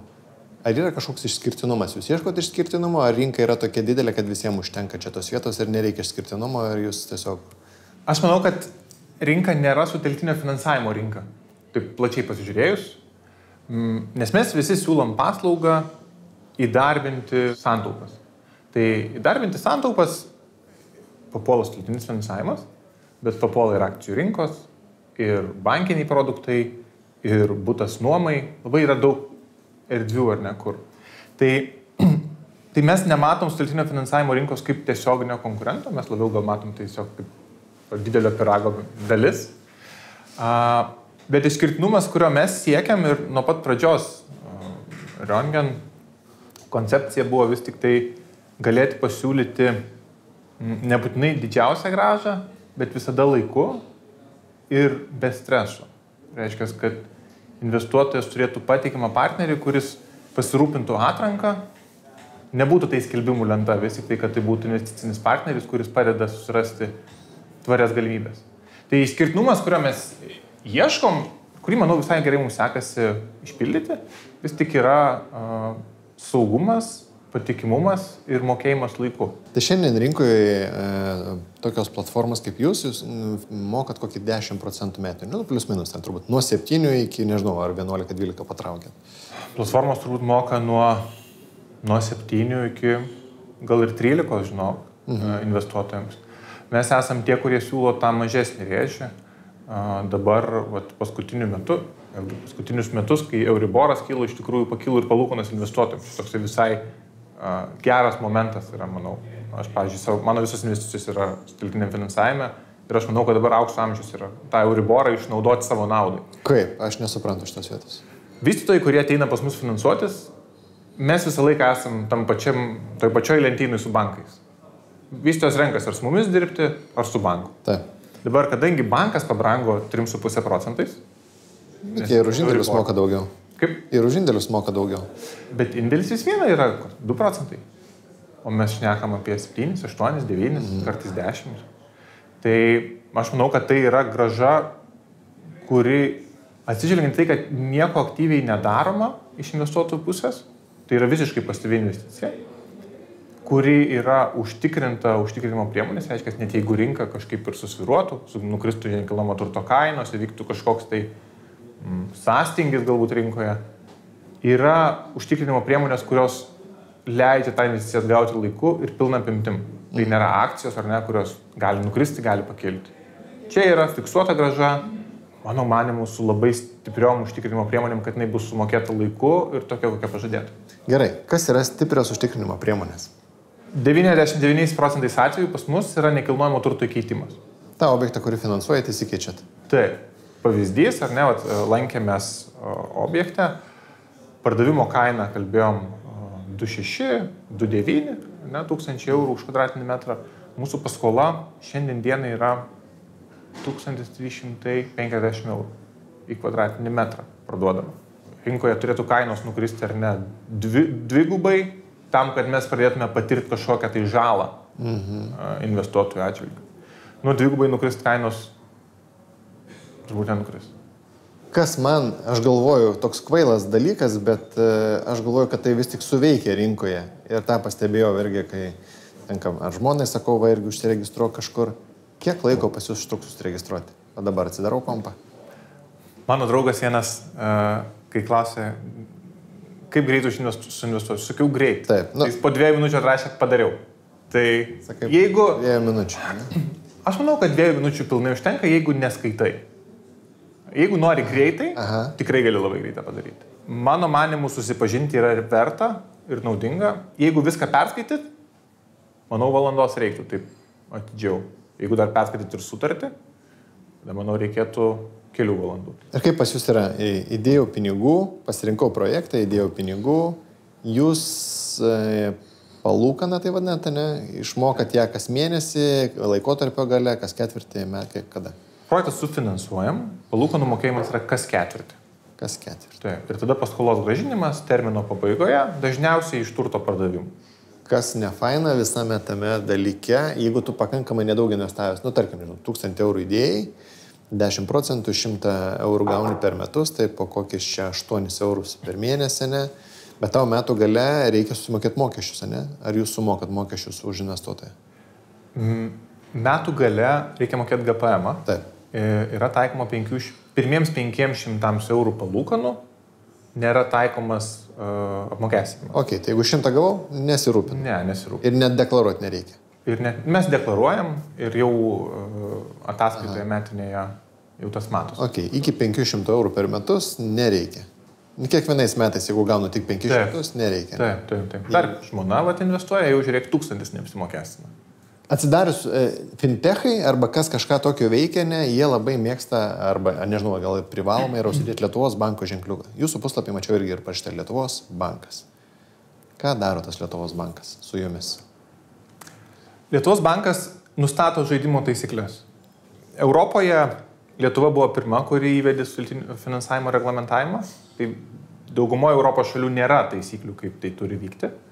Lietuvoje yra taisyklės. Yra kapitalo reikalavimai, yra reikalavimai komandos patirčiai, reputacijai, panašiai. Ir yra taisyklės, ką gali daryti ir ko negali daryti toje veikloje. Tai Lietuvos bankas tas taisyklės nustato ir prižiūri, kad mes tų taisyklių laikytumėmės. Tai jūs esat prižiūrima institucija? Taip. Ok. Galvoju, pats geriausias testas yra, kai mes kalbam, kaip viskas gražiai, investuoja, kaip gaunas, kaip jūs atsakingai atrenkat projektus, ne?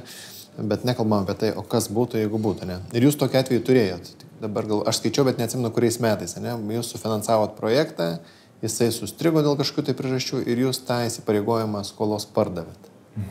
Gali truputėlį papasakot, kad ne tik tai viskas gerai vyksta, bet vyksta blogai ir ką tada darot ir kaip išsprendėt. Jo.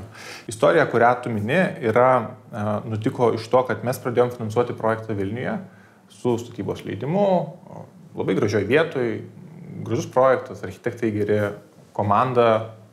Mes labai sėkmingai tą projektą vystėm visą laikotarpį, kas mėnesį vis išmokėdami po truputį paskolos, iki kol jis buvo pabaigtas. Ir jo užbaigimo dieną, kada jie turėjo priduoti pastatą, įvyko ginčas, nes statybų inspekcija, kuri išdavė leidimą statyti, nusprendė, kad gal vis tik tą leidimo reikėjo neišduoti. Ir įvyko ginčas tarp dviejų šalių. Ir kol vyko ginčas, nebuvo galima parduoti butų, nebuvo galima grąžinti paskolos. Iš principo situacija nebuvo bloga, tuo, kad buvo mokamos palūkanos, buvo pradėti skaičiuoti delspinigiai, turto buvo ganėtinai daug, vėlgi mes grįžtam prie to ar ne LTV, bet nepaisant to, kad skaičiuojasi delspinigiai, kad mes pasikonsultavę su 3 teisininkų kontorom žinojom, kad teisminį ginčą laimės vystytojas, bet pinigus tai reikia grąžinti tą dieną, kada jie suplanuoti. Nes tokia filosofija, ne? Tiesiog jie turi grįžti laiku. Tai mes pradėjome ieškoti kreditoriaus, kuris galėtų tą kreditą palaikyti ilgiau, kuris nebūtų pririštas prie laiko, taip kaip mes esame. Nes pas mus tenais buvo virš 400 investuotojų ir istorijos labai įvairios, kai kurie tenais investavo pradinio būsto įnašą. Ir man asmeniškai skambino ir sakė, Martynai, mes paskolą grąžinom turbūt kovo mėnesį ir man sakė, man balandžio 1 reikia pradinį įnašą sumokėti už būstą. Reikia, kad grįžtų pinigai. Žmonės buvo atsidėję pradiniam įnašui ir investavo su planu jo, kad uždirbs, ar ne? Tai mes dirbom tam, kad tie pinigai grįžtų laiku arba su minimaliu vėlavimu, ar ne? Ir tie žmonės galėtų toliau vykdyti savo gyvenimo planus.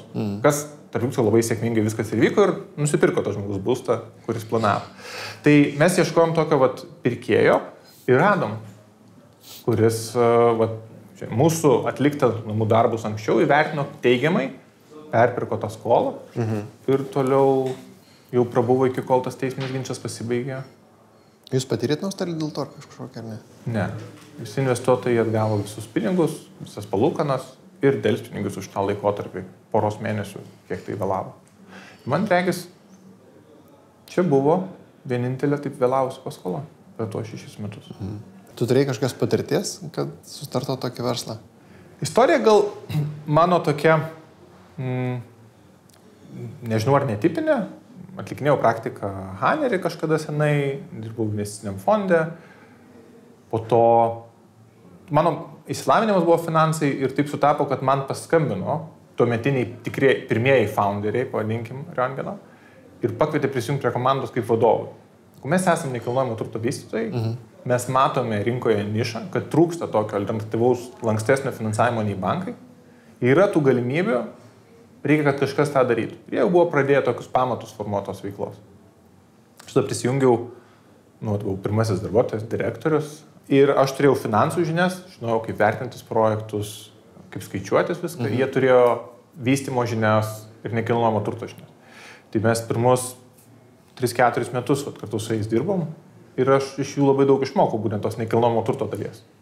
Ir taip per 4 metus susikaupė ta patirtis, kuri dabar ir leidžia atrinkinėti tos projektus. Bet nepaisant to, kad jums sekasi, tu dabar esi vienintelis gal akcininkas likęs, ar ne? Vienintelis, taip. Išpirkai. Išpirkau. Kodėl kiti pasitraukė? Kas juos išgazdino? Kažkas? Išgazdino. Aš išpirkau pirmo karantino vidury. Tada, kada nedirbo notarai. Ir buvo neaišku, kaip baigsis pasaulis. Okay. Ar bus zombie apocalypse, ar bus pinigų spausdinimo mašinos įjungtas. Tai buvo viena turbūt aplinkybė, kur buvo labai didelis neapibrėžtumas.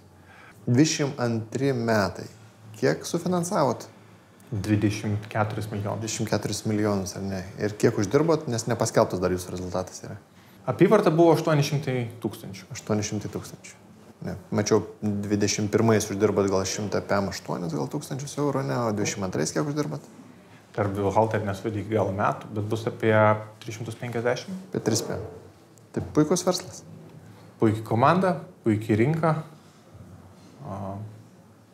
geras konceptas, turbūt geri pamatai. Daug dalykų turbūt susideda. Žinai, tada, kai pirkau, turėjom 150 pajamų ir 50 pelno, kuris didžiąją dalim buvo iš to, kad nelabai mokėjom algos man. Tai viskas pasisuko gera kryptim. Viskas man čia atrodo neblogai. Vienas dalykas, kas man užkliūna, tai aš ir dabar negaliu pasakyti, kaip rašos tavo įmonės pavadinimas. Rašosi Rontgen. Rontgen? Taip. Kam reikia sugalvoti pavadinimą, kurio neįmanoma atsiminti? Geras klausimas founderiams. Bet aš turiu atsakymą. Vėl grįžtant prie to, ar ne, kokia ta buvo rinka prieš 6 metus. Tai buvo platformos, kur yra nuotrauka ir LTV ir palūkanos. Investuok. Ir mums, tiek man iš finansų atėjus, tiek tiems vystytojams iš rinkos atėjus, mes visi sakėm, nu taip nieks neinvestuoja. Arba jeigu investuoja, tai žmogus, kuris, pavadinkim, nėra itin atsakingas su savo pinigais, kaip elgėsi. Jis nesidomi. Ir mes norėjom būti skaidrus, mes norėjom, kad būtų viskas aišku, viskas pateikta. Jeigu sakome A, ar ne, tai nenutylim, kad yra ir kažkoks B. Pagal tas vertybės, skaidrumas, atvirumas, buvo prieita, kad mes vis tik esam, kadangi esame investicinis partneris, mes toks, žinai, kaip toks rentgenas. Tada marketingistai sako, tai rentgeno išradėjo pavardę reiktų naudoti. Ir kažkada labai senai Viljamas Rentgenas išrado rentgeną. Dėl to rentgeną. Kas man dar patiko arba užkliuvo, kad mačiau, kad jūs finansuojate, arba bent jau rašot, kad finansuojate saulės projektus, aviaciją, gal dar kažką, ne vien tik tai NT. Čia jūsų toks papildomas bonusas, išskirtinumas, gal iš vis pasisuksit nuo NT į tą pusę? Mes turim tokią nusistatę vidinę taisyklę, kad paskola neturėtų būti mažiau nei 300 000 eurų. Iš dalies tam, kad tai padengtų jos nagrinėjimo ir vertinimo kaštus, bet iš dalies tai ir padaro tam tikrą filtrą, kad ateina žmonės, skolintis, ateina verslai, kurie jau kažkokie turi pagrindus ir iš kažko vis tik uždirbo tos pirmus kelius šimtus tūkstančių, kurie galėtų tą nuosavą dalį formuoti. Tai tas orientacija į didesnius objektus atvedė mus ir didesnius objektus ir reikalavimą, kad būtų užtikrinimo priemonės, atvedė mus į 2 segmentus šalia nekilnojamo turto. Tai vienas yra energetika, o antras yra aviacija. Energetikoje mes turėjom iki šiol kol kas vieną objektą, kai mes finansavom vėjo jėgainių statybą, kurios pasistatė, prisidavė į tinklą ir buvo refinansuotos banke. Ir antras variantas yra, kur labai tokia įdomi industrija, yra aviacija, kurioje mes dabar jau aviaciją turbūt gerus metus aktyviai domimės ir tame dirbam ir formuojam pirmuosius sandorius. Tai aviacija yra labai įdomi tuo, kad nekilnojamo turto kompetencijas labai sunku perkelti į kitą šalį. Aviacija savo ruožtu vis tik tai yra labai globalu, yra labai tvirti užstatai, tos lėktuvų dalis, patys lėktuvai, lėktuvų varikliai ir jos yra vertingos, jos yra likvidžios, nes yra labai aktyvi lėktuvų dalių rinka ir jos yra visos susiekamos, jos yra reglamentuotos, vis turi kodukus, nieko negali padaryti koduko neperrašydamas, reiškia, niekas negali pradanginti to variklio. Tai mes taip truputį užsikabinom už to, man pradžiai buvo sunku patikėti, kad bankai nefinansuoja, ne, vėl mes grįžtame, tai kodėl bankai toje aviacijoje nedalyvauja. Ir priėjom tokio supratimo, kad aviaciniai turtai yra vėlgi tokie dideli, kad bankai ne visi tuose objektuose gali sudalyvauti arba ne visi nori dėl to, kad neturi kompetencijų, nenori gilintis ir Tai mes tą kompetenciją dabar ugdomės, dalyvaujam konferencijose, bendraujam su įvairiose pasaulio šalyse esančiamis aviacijos įmonėmis ir darom vertinimus, žiūrim, ieškom. Nes noras yra vis tik tai pasiūlyti investuotojams daugiau galimybių. Kaip ir kalbėjom, ar ne, dabar yra 3, ar ne, rytoj turbūt nebus ne vienos, nes susifinansuos ir reiks kažką vėl pasiūlyti. Ambicijos yra beribės. Tai ką tu finansuoji aviacijai? Aviacijai mes finansuojam lėktuvus arba lėktuvų dalis, kaip įkaitą. O įmonės, kurias finansuojam, dažniausiai yra lėktuvų dalių prekeiviai, su kuo bendraujam.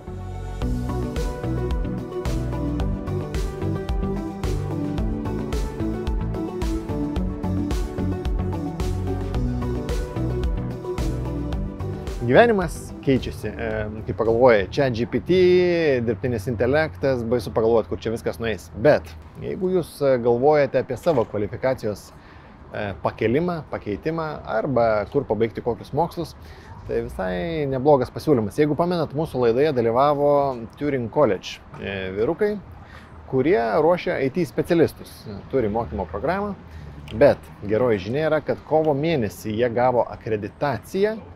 O ką tai reiškia? Kad nuo šiol jūs galite pabaigti universitetą ir gauti magistro laipsnį tiesiog online. Jeigu neklystu, tai skamba kaip Data Science and Analytics magistro laipsnis, kurį jūs galėtumėt gauti neišėdami realiai iš namų. Tokią akreditaciją pasaulyje turi tik tai 10 įstaigų, taigi gana rimtas pasiekimas Turing College kompanijai. Vyrukai turi surinkę pakankamai stiprią komandą, pas juos dirba iš stipriausių pasaulio universitetų žmonės, taip pat turintis patirties ir dirbę tokiose įmonėse kaip Amazon, IBM, Meta. Taigi, manau, kad tikrai galite išmokti gerų dalykų. Mes įdėsim kažkur tai apačioje nuorodą, pasižiūrėkit, gal tai jūs sudomins ir jūs galėsit pabaigti universitetą neišeidami iš namų. Iš tikrųjų, ir aš apie tai vis dar svajojau, reiks pasižiūrėti. Taigi, pasinaudokit, puikia galimybė.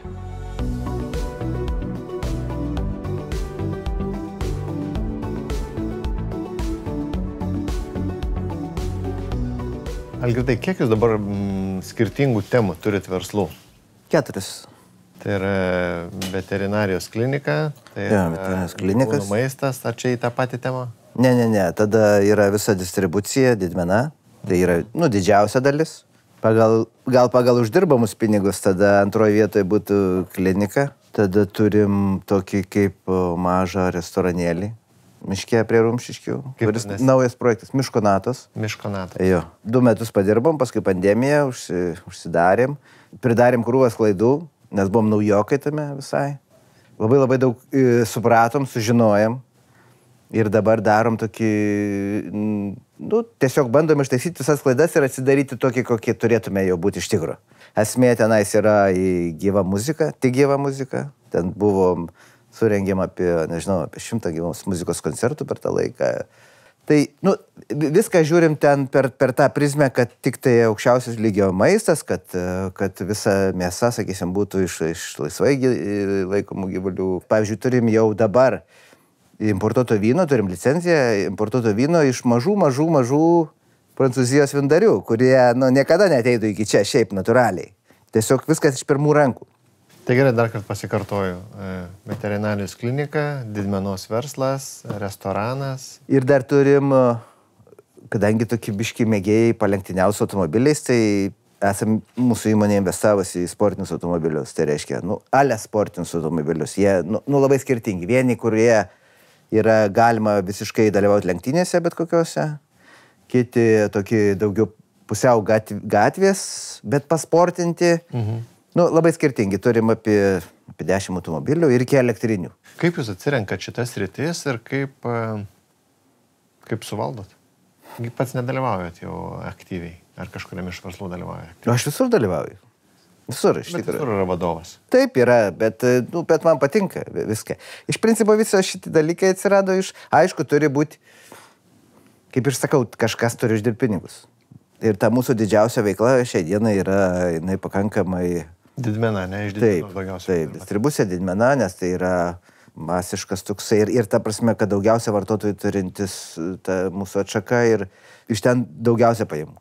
Tada tada klinika pati jau irgi dabar neblogai sukasi, bet tie, sakysime, tas restoranas, tai kol kas mes ten tik tai leidžiam pinigus, nu, galima. Neveikia dabar tai. Jo, bet ir iki to mes, nepavyko mums uždirbti tenais dar ne €1.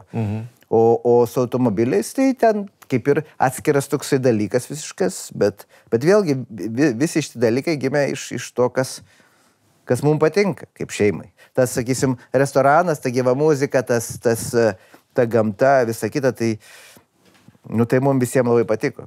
Aš ir dukra esam baigę muzikos mokyklas, tenais, nu, nėra svetimi tie visi dalykai. Lygiai taip pat tas miškas ir visa kita, tai man yra vienas iš tų tokių gyvenime, kur labai svarbu, kad gamta, tas, nu, šalia gamtos būt.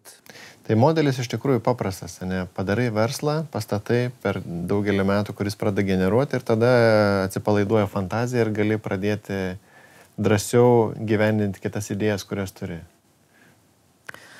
Jo, bet reikia ne per daug atsipalaiduoti. Esmė yra, kad kartais galima nusivažiuoti.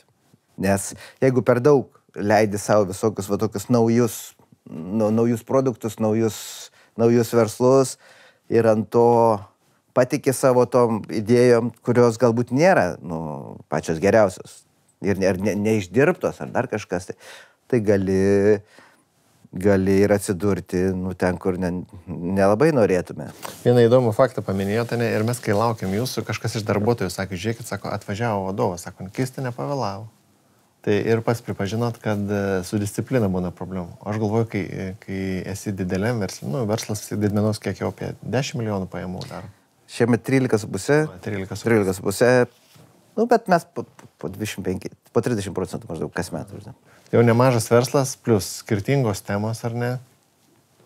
Ir aš galvoju, kad be disciplinos neįmanoma. Tai aš ta prasme, jeigu jūs manęs klaustumėt, kad dabar kalbam taip, kaip tipo aš čia būčiau sėkmingas. Taip. Tai jums... Daugelis žmonių esate sėkmingi. Jo. Bet aš apie save taip nemanau. Nu, nesakau, kad aš visiškas molis ir ten kažkas negerai su manim. Bet aš matau klaidas visas savo. Ir matau visas galimybės, kurių aš nepanaudoju. Va tą aš matau. Ir tas mane kartais motyvuoja, kartais demotyvuoja. Tas, kad tu turėjai galimybę, nepasinaudojau. Kaip po biškį sensti ir supranti, kad reikia mokėti pripažinti, kad tu nesi toks kietas, kaip atrodė jaunystėje. Tiesiog vieni, kurie, kaip jūs sakot, laikosi disciplinos, laikosi daugiau, sugeba ten tuos daugiau knygų gal perskaitė, galbūt ten, nu, tiesiog kitokie žmonės yra ir jie sugebėjo sukurti žymiai didesnius tuos dalykus. Tai aš tai tiesiog kartais žiūriu, kad į tai kaip, nu, tiesiog, nu, kaip ir bet kokiam žaidime, kaip ir tenise, nu, einant, tu supranti, kad prieš kai kuriuos žaidėjus tau neįmanoma išlošti. Nu, ir aš sakau, tai aš tiesiog turiu pripažinti, kad, nu, kokio lygio tu esi žaidėjas. Tai jūs logiškai suprantate, ne, kad kai yra pasirinkimas, sakot, nu, va, šitą neimsiu, nedarysiu, arba tiesiog tingiu, arba nenoriu, arba geriau šiandien pavairuosiu mašiną. Net, aš visada elgiausi taip, kad imtis visko. Bet mano tokie, kaip kurie, nu, bruožai tokie, asmeniniai bruožai. Neišbaig darbo, dirbti daug krūvą darbų, pavyzdžiui, vienu metu, neišsigryninti kažkokios vienos idėjos. Tie mano bruožai tokie, kurie, nežinau, aš atsinešiau, nežinau, iš kur, ar įgyjau aš juos tokius, ar neišsivyščiau aš jų tų teisingų tų tokių.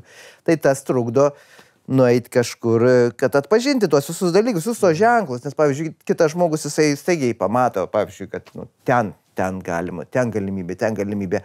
O aš galbūt kartais ne visada pamatau, kur ta galimybė. Nu, nebūtinai kalbėti apie konkrečiai apie mane, bet kiekvienas turim ieškoti ir suprasti, kas mes esame ir kodėl aš toks esu, koks esu. Ir aišku, susigyvenau dabar. Tai prasme, aš netarkuoju savęs kiekvieną dieną, kad, va, tu žioply tenais, to nepadarai, žinai, ten. Tiesiog aš suprantu, kad, nu, aš negaliu būti NBA lygio, ten, nu, sakysim, tas, kaip ten tie būna, nežinau, krepšinio nežiūriu, bet esu girdėjęs, kad kažkokia ten žvaigždžių komanda, pavyzdžiui. Nu, ten daug nepapuola į žvaigždžių komandą. Bet Algirdai, žiūrėkit, dabar į mus žiūri, ne koks, nu, nežinau, nu, 20-30 tūkstančių žmonių, ne, matys šitą laidą. ir jie pasižiūri jūsų 2021 metų balansą ir mato 1 000 000 eurų pelno. Ir vat, sėdė Algirdas ir sako, kad, aš nesu labai talentingas, man nelabai gal pasiekė, aš, ne kiekvieną dieną save plaku, bet suprask, vis tiek plaku. Kame bėda, nemoka džiaugtis to, ką turit? Taip, bet juk verslas tai daugelis žmonių, aišku, yra visokių turbūt, ne, ta prasme, kur yra korporacijos, tai aš įsivaizduoju, kad ten tiesiog pats vadovas, gal ten tie savininkai ar šeimos, kur yra valdo, tai jie gal ir turi vizijas, ne, bet iš principo viskas yra sudėliota taip, kad vien skaičiukų magija yra viskas, nėra jokių per daug jausmų, nėra nieko, viskas. O dar tam mūsų lygiai, tai mes labai daug įdedam dušios į šitą, kad ką mes darom, kaip reaguoja klientai, kiek jie patenkinti, kaip nepatenkinti, ne, kiek mes labai daug savo sielos įdedam į šitą, dėl to pernešam viską tą skaudžiau ir tai yra daroma ne vien dėl pinigų. Verslininkas tokie ypač gal mažesni, gal ir didesni, nežinau, nesvarbu, bet jie tikrai nedaro vien dėl pinigų, jie dėl idėjų, viskas yra idėjose esmė. Ir kai tu jų neįgyvendini iki galo, nepasiseka, arba, pavyzdžiui, kaip sako, kiti pas mus tenais tam atvažiuoja dabar subrangovai, ten pas mus, pavyzdžiui, tam restoranėlį daryti, sako, čia, sako, hobis turbūt, žinai. Ne, sakau, aš nenoriu hobių. Jeigu tas restoranas ar ta vieta nėra pelninga, tai reiškia, kad mes darom kažką blogai. Jis turi būti pelninga. Tai tada tu supranti, kad tada tu darai gerai ir tada tu esi iš tikrųjų reikalinga. Nes taip, tai yra taip. Tada tik yra hobis. Čia tas pas kas draugus pasikviesti į vakarėlį, kurie paskui visi išsiskirsto, tau dar indus tvarkyti. Realiai kiekvienam verslui tu gali pasamdyti profesionalą, gali pasamdyti analitiką, kuris sudėlios, jūs dabar galite sau leisti supirkti gerą komandą, kuri turėtų neblogai tvarkytis. Kodėl to nedarot? Kodėl pats einat ir vargstat? Pirma, tai aš nevargstu. Okay. Tai man patinka. Tai yra, man patinka. Ir pavyzdžiui, tas, kad ir didmena atrodo ten ir tų pardavimų yra kažkiek, Lietuvos mastu kažkiek ten yra ir to pelno kažkiek yra uždirbamo, bet labai daug subtilybių yra, kurias žinau tik aš ir mano šeimos nariai. Tie verslų savininkai, kurie vis dar aktyviai dalyvauja versle, jie turi kažkokiu momentu, jie galvoja apie save, kad jie turi kažkokį dalyką, kuris yra sunkiai pakeičiamas. Asmeninis santykis, ne? Iš principo, kai galite tą vyną gerti ir slidinėti su tais savininkais ir nedirbdamas, tegul vardo tą verslą kas nors, ne? Bet tai vėlgi atsirėmė dar ir į pinigų, žinokit. Kad vis dėlto mes, ta prasme, mūsų tas, kaip mes operuojam viską, sakysim, kaip mes, kokiais kaštais mes pristatom prekes, ne, skleidžiam per Pabaltį, ten, visas tas labai svarbu. Nes kai kurie produktai yra jautrus kainai ir sakysim, mes turim būti ploni, aš kaip visada sakau savo klientam, kad iš tikrųjų mes stengiamės būti labai plona ta plokštelė tarp gamintojų ir tarp jūsų prekystalių.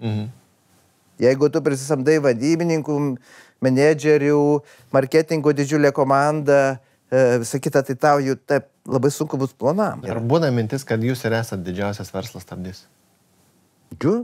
Labai dažnai. Tai aš jau sakiau, kad, ta prasme, ne visą laiką, aš kartais ir galbūt ir padedu tam verslui. Arba ne taip žiauriai trukdau, žinai, bet aš dabar jau po biškį pradedu jaust, kad iš tikro tai, kaip ir visuose srityse, tuose dabar, kur esam, tai didmenoj daugiau jau mano vaikai, žmona, čionais yra klinikos vadovas, ten, sakysim, su automobiliais sūnus daugiau, tai aš, kad, gaunasi taip, kad aš jau visur toksai daugiau tik tai sušluota, pašluot, dar kažką padėti, kažką, aš nelendu ten, kur svarbiausi dalykai, pavyzdžiui, aš net nežinočiau, kaip sąskaitą išrašyti klientui, pavyzdžiui, bet aš užtat leidžiu savo, paskiriu savo laiko žiūrėti apie produktus, apie naujienas, apie kokie nauji gamintojai, kokie nauji gaminiai ir ateina, visas kaip požiūris, tos statistikos, kaip keičiasi žmonių požiūris į gyvūnus, kaip galų galę sėdžiu čia klinikoje kiekvieną šeštadienį ir skaitau visas ligos istorijas, nes aš daktaram esu pasakęs, kad aš esu jūsų klientų, keturkojų klientų advokatas. Ir aš tiesiog peržiūriu, kaip vyksta procesas. Tada mes atrenku tos ligos istorijos, kurios man atrodo įdomiausios arba sudėtingiausios. Ir tada įtraukiu tokį sąrašiuką ir tada daktarai skambina klientui tam, ar iš tikrųjų mes pasiekėm tikslus. Ar jeigu nepasiekėm, tai kodėl nepasiekėm.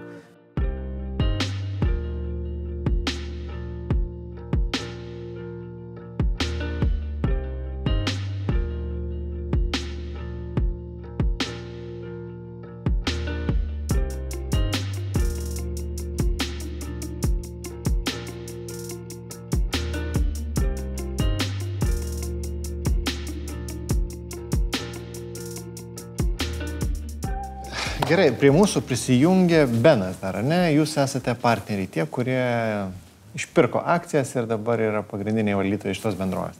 Išpirkom dalį akcijų. Dalį akcijų. Ir tą progą susigalvojot keistą pavadinimą. Ta proga. Jo, ta proga, čia užrašyta maikutės. Enter? Enter, taip. Enter yra kaip, čia keli turbūt aspektai. Vienas, kad yra kvietimas kaip investuoti, Enter Investments arba Enter Private Equity, Enter Private Debt. Kitas turbūt šita tokia raidė yra labai panaši į mūsų, tikėkimės, investicijų grafiką. Jis gali kilti, pasileisti, bet gale dienos visada bus aukštumoje. Okay. Čia mačiau, kad jis bijo šnekėti apie investicijų gražas. Tai aš biški liberalesnis galiu pažadėti daugiau. Tu atsakysi už tai. Supratau, žodžiu, jeigu dėrybas ateit, tai pas Beną reikia ateiti, ne? Priklauso. Bet mes kartais žaidžiam šitą gerą, blogą policininką, tai man tas būna blogas. Okay. Aš natūra mano tokia tiesiog. Man nereikia žaisti. Šiaip, mūsų pati veikla yra struktūrizuota per du būdus. Tai yra fondų valdymas, ta solidžioji dalis rimtoji. Ten mes pridėsim du žodžius asset management tikriausiai. Bus Enter Asset Management, tai kaip ir kvietimas ateikite į investicijų valdymą. Kitos dvi sritis, tai yra NT projektų valdymas, kur galbūt man tas pačių papasakos, ką mes žadam daryti. Bet iš esmės portfelio valdymas individualiam investuotojam. Ir trečias, arba projektų valdymas. Ir trečias yra koinvestavimas į tuos projektus kartu su kitais, kurie galbūt yra tiesiog netinkami mūsų fondam. Gal per daug agresyvus, galbūt per maži, bet mes vis tiek tą darysim. Tai mūsų ta ir veikla, ir brandas. Darom. Turi 3 šakas, kurios pagal savo liberalumo, kaip čia, funkinės lygį šiek tiek skiriasi. Okay. Gerai, 3 sritis. Viena sritis, kur jūs esat investuotojas, brūkšnelis nekilnojamo turto vystytojas, kaip ir suprantama, aiškiai. Toliau yra skolos, ne? Vat paaiškinkit žiūrovam, kaip galima uždirbti iš skolos, kas tai yra? Skolinti pinigus už brangias palūkanas, kas gali būti paprasčiau. Bet šiaip mes supratom per laiką ir patys, kad privati skola kaip tokia turto klasė seniau, kaip čia, supratom kokiais 2018-2017 metais, nes atrodydavo, kad skola ta investavimo prasme yra obligacijos. Ir tuo metu jos jau pradėjo uždirbinėti mažus pinigus, gal kažkam indėliai, banko paskolos, bet mums atėjo mintis į galvą ir tą daro visas pasaulis nuo praeitos finansų krizės, kad yra labai didelė niša verslų arba projektų, kuriem galima skolinti, kurie yra tam tikrą prasme bankable arba atitinkantis aukščiausius kriterijus pagal kokybę, bet jiems reikia ne bankinio finansinio sprendimo. Pavyzdžiui, viena iš tokių nišų yra įmonių įsigymų finansavimas. Mes finansuojam įmonės ir sakom įmonės akcininkui, jog mes būsim tavo partneris, bet mums reikia uždirbti fiksuotą grąžą. Tarkim, 12%. Tai vietoj to, kad tu įsileistum kitą partnerį pirkdamas konkurentą, nes bankai tokio sandorio nefinansuoja, nepaisant, kad perkanti ir perkama įmonė turi gerus rezultatus, mes sakom, mums užtenka uždirbti šitoje vietoje 12%, kas yra vieniem krikščioniškos palūkanos, kitiem rykliškos. Bet tu turi degti pirmas.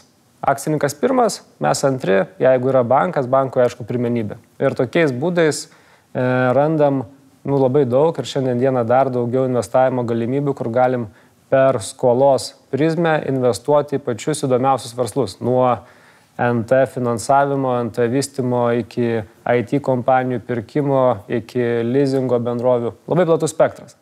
Galvoju, ar čia jūs buvo tie, kurie sufinansavo MailerLite sandėrį kažkaip? Mes buvom tie. Aha, kurią pusę jūs finansavo dabar klausimas? Gerąją. kuri buvo visada užduoda mums su šitu keisu susiję, tai prasme, kas užduoda klausimą, visada sako, tai jūs kuria, gerą ar blogą, mes visada sakom gerą. Ir toliau nesigilinam. Tai prasme, jūs neatskleidžiate, ar jūs... Mes atskleidžiam. Mes finansavom iš tikrųjų didį, bet mes finansavom paskutinėje stadijoje, kai tarp šalių buvo sudaryta taikos sutartis. Tai turbūt klausimas gal taip turėtų būti statomas. Aišku, mes tos istorijos finansuodami nežinojom, jinai ir dabar yra dvi pabaigos versijos. Bet mes atėjom konfliktą turbūt padėti išspręsti. Kai buvo sutartos tarp akcininkų kainos, mes finansavom atsiskaitimą. Aišku, mums patiems vertinant investiciją turim pripažinti, jog apsirikom labai smarkiai įmonių vertėje, nes mes finansavom santykinai mažą sumą lyginant su sandorio kaina ir galvojom patys, kad kaip vertinom vis tiek kaip santykinai rizikinga šitą investiciją. Po to pamačius, kaip prie kokio daugiklio buvo įvertinta tas susijungimas, supratom, kad tai buvo turbūt didžiausia užstato ir skolos santykio prasme į gerąją pusę kreditorių investicija per visą fondo laikotarpį. Tai kitaip tariant, jūs didžiajam akcininkui davėt pinigų, kad jis išpirktų mažai, ne? Teisingai. Okay. Aš galvoju, sakėt, kad jūsų pinigų laukia ir Vokietijoje, ir Austrijoje, tai jums nebereikia vargti, nes jūs galite perskolinti paskolintus pinigus. Bėda yra ta, kad mums pinigų neskolina. Mes turim prisitraukti investuotojus į fondą ir tada juos investuoti. Bet jeigu šiandien mums ateitų ir duotų koks nors didžiulis pensijų fondas, 20-50 milijonų eurų, aš manau, kad mes juos per pusę metų galėtume įdarbinti. Tiek, kiek esam dabar užaugę, truktų pusę metų prie dabartinės infrastruktūros augimui. Bet kapitalas mus stabdo šiek tiek, bet galbūt čia taip juokaujam apie NT developerius, bet sako, kad NT developeriam visada reikia pinigų. Tau kada nors netruko? Kaip čia? Buvo kartas, kad turėjai valdomą... Visada trūksta visiems pinigų. Bet kapitalo, žinai, kažkokiam projektų vykdymui. Visada idėjų yra daugiau negu pinigų. Ir mūsų darbo didelė dalis ieškoti, kažkur tų pinigų tam tikrą prasme paimti ir juos po to reinvestuoti. Kaip keista, sakai, kad idėjų yra daugiau negu pinigų, o kartais girdžiu, kad pinigų rinkoje yra labai daug, tik trūksta idėjų, ką įdėti. Manau, kad čia paskutinius 3 metus pas mus tikrai idėjų yra daug daugiau negu pinigų. Ir kartais net atrodo, taip, žinai, mes pajukavom tarpusavį, sakom, kad sako, rinkoje yra labai daug pinigų. Tai ne tik, kad pas mus fonduose per mažai pinigų, mes galvom, kad rinkoje yra iš tikrųjų per mažai pinigų mūsų iš tikrųjų idėjom. Ir kolektyvas kartais tiesiog pagal paskui mus, kaip sakyti, arba kartu su mumis bėga tokiais tempais, kad vos spėjom suktis. Tikrai darbintumėm dar bent jau pagal dabartinį turbūt mūsų portfelį, kuris sudaro daugiau negu turbūt 200 šiai dienai, ne milijonų eurų valdomo portfelio, tai turbūt dvigubai galėtumėm bendrai, ne tik per skolos produktą, kaip sako, bet per pusmetį turbūt tiek pat galėtumėm skolinti. Ir ganėtinai saugiai. Mes turim tokį, čia viškai pasijungiant strateginę kryptį, vadinasi 50-50. Ir reiškia, kad kai man tu sueis 50, kas čia gali būti bet kurią akimirką, turi valdyti 500 milijonų eurų turto. Tai reikia paaugti 2,5 kartą per kiek čia metų? Tai jau sakei, bet kurią akimirką. Kažkada greitai, nemoka skaičiuoti savo amžiaus. Tai mes pakalbėjom apie NT, truputėlį supratom, kas tai yra, ne pas jūs, pakalbėjom apie privačią skolą ir dar yra privatus kapitalas. Kuom čia skiriasi nuo privačios skolos? Privatus kapitalas, iš esmės, mes biškai grįžtant privačioje skoloje darom 2 dalykus. Investuojam į įmonės, kurios atitinka privataus kapitalo investavimo objektą ir investuojam į NT per skolą. Tai dalis privačios skolos fondo, ta investavimo įmonės šiek tiek panašiai private equity pagal įmonės, į kurias investuojam, bet privačioje skoloje mes uždirbam iš palūkanų, tai reiškia, kad uždirbam iš privataus kapitalo. Privačiam kapitale reikia investuoti į įmonę, prisimti akcininko, verslininko riziką ir tavo tikslas yra tą akcijų paketą parduoti brangiau. Tai gali būti 2 elementai. Arba augini pajamas, arba keičiasi įmonių daugikliai. Objektyvus ir subjektyvus verslo vertės elementas - sandoris.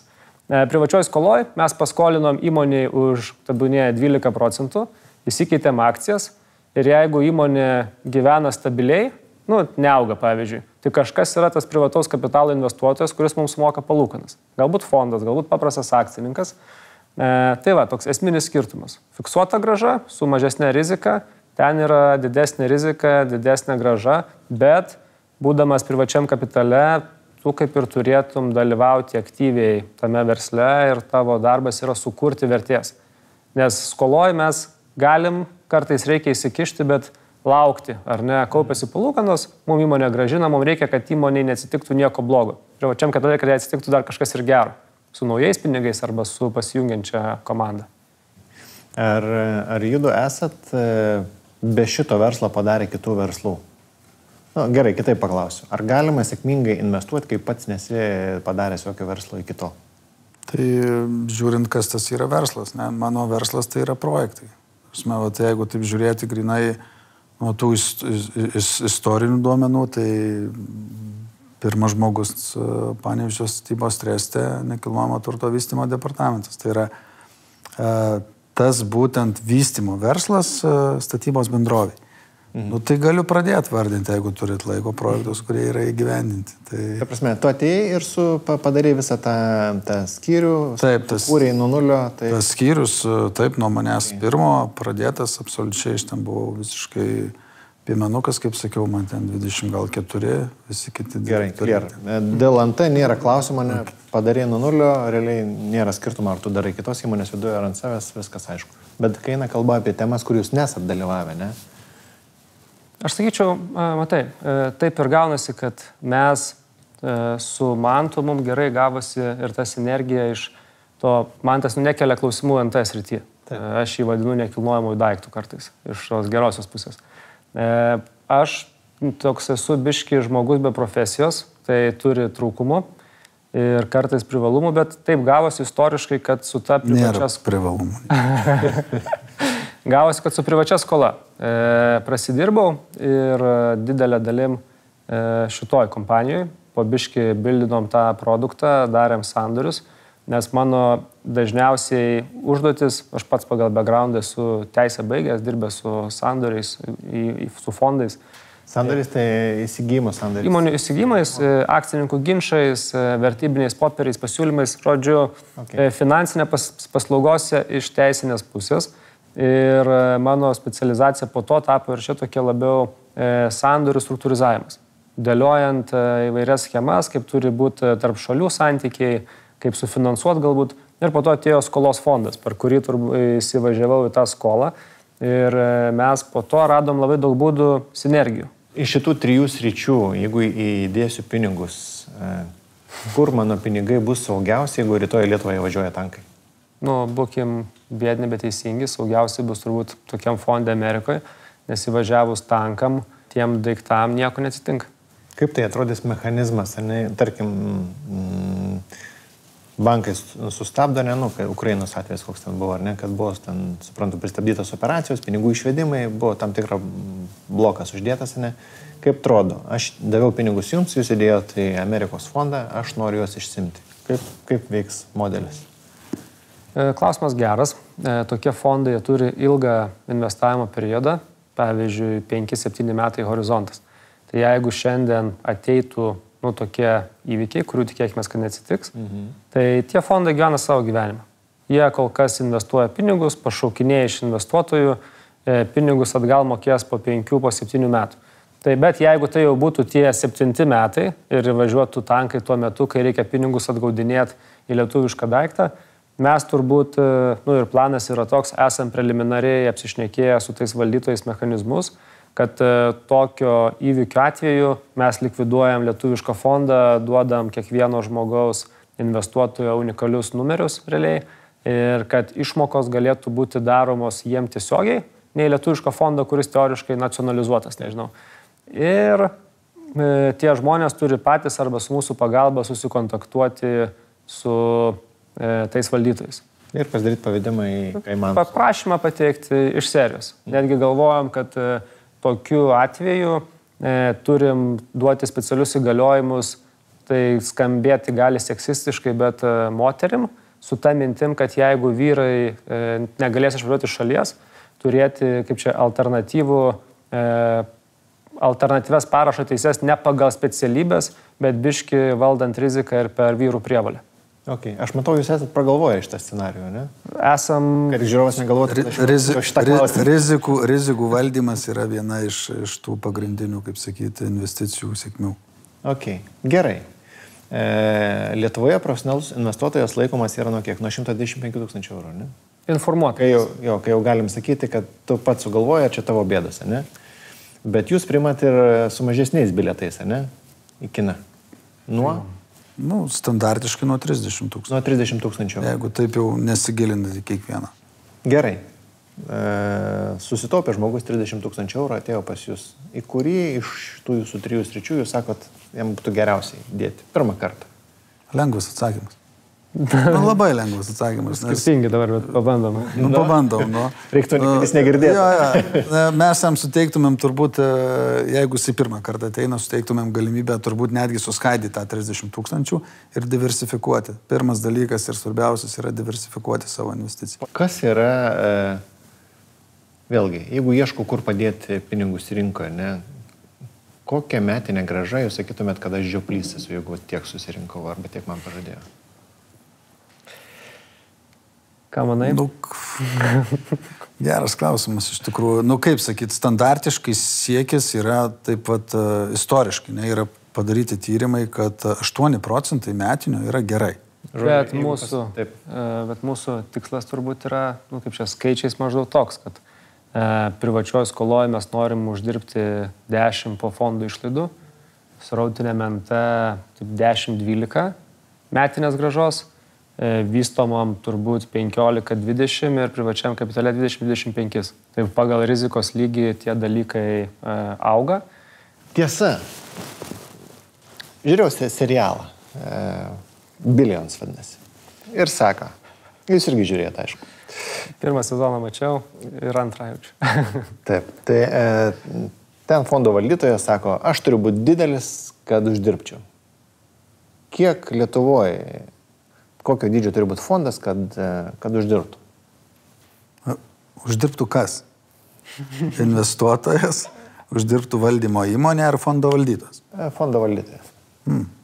Aš gal taip pasakysiu, kad mes daugiausia su Mantu esam uždirbę turbūt kartu, kiek dirbam, iš santykinai mažos investicijos, kur prisėmėm didelę riziką, asmeniškai, kaip fiziniai asmenys ir padarėme exitą su daug daugiklių.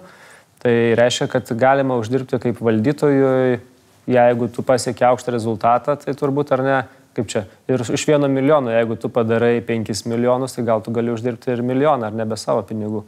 Jeigu iš milijono padarysi 200 000 pliuso, tai nebus ką dalintis. Bet čia reikia džiazuoti. Čia reikia džiazuoti, čia ne kiekvienam, nedarykit to namie. Šitam bizniui aplamai reikia 100 milijonų eurų valdyti, kad jis galėtų save išlaikyti. Ir šiandien dieną mes turim turbūt kokių 50 valdymo įmonių, dalis iš jų mažytės ir aš manau, kad su tokia reguliavimo našta tie bizniai turės kažkurie augti, kažkurie konsoliduoti, kažkurie išeidinėti iš to. Nes svetimo kapitalo valdymas profesionaliai reikalauja labai daug infrastruktūros.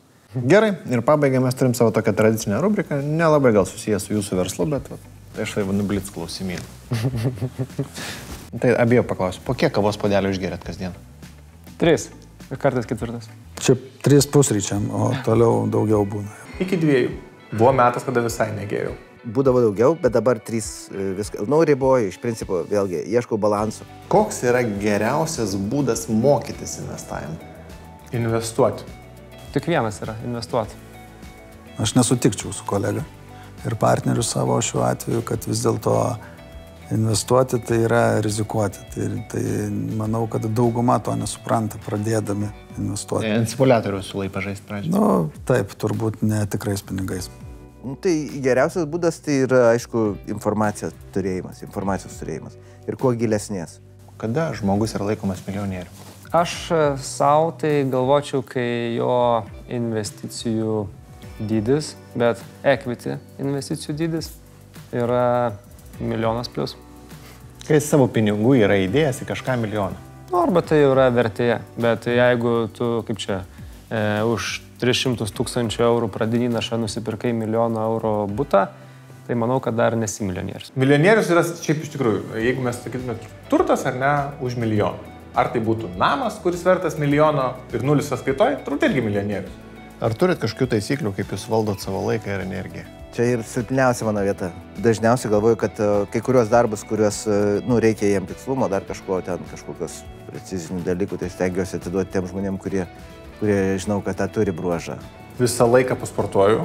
Negeriu per daug kavos, grįžtant prie to kavos klausimo, nes kai yra labai daug temų, per dieną labai daug klausimų, ar ne, kuriuos turi apdorot, tai pradeda kelt nerimą. Tai aš esu prie žalios arbatos ir stengiuosi laiku grįžti iš darbo namo, kad namie būti iki 6 beveik privalomai. Mano filosofija tokia, kad pirmadienis yra faktiškai all-in darbas. Nu taip, tokias diena max. Kas ketvirtas pirmas? Antradienis turbūt yra sportas, po sporto biški darbo. Trečiadienis dar diena max, ketvirtadienį jau toks downshiftas. Penktadienį trumpesnė diena, savaitgalis yra visiškai pramogos. Kaip tu sprendi sudėtingas problemas? Stengiuosi nesupykt, kad neužtemtų galva, pasimti Excelį, paskaičiuot, pasitart su kitais garsiai pagalvot ir nebandyti eskaluoti situacijos.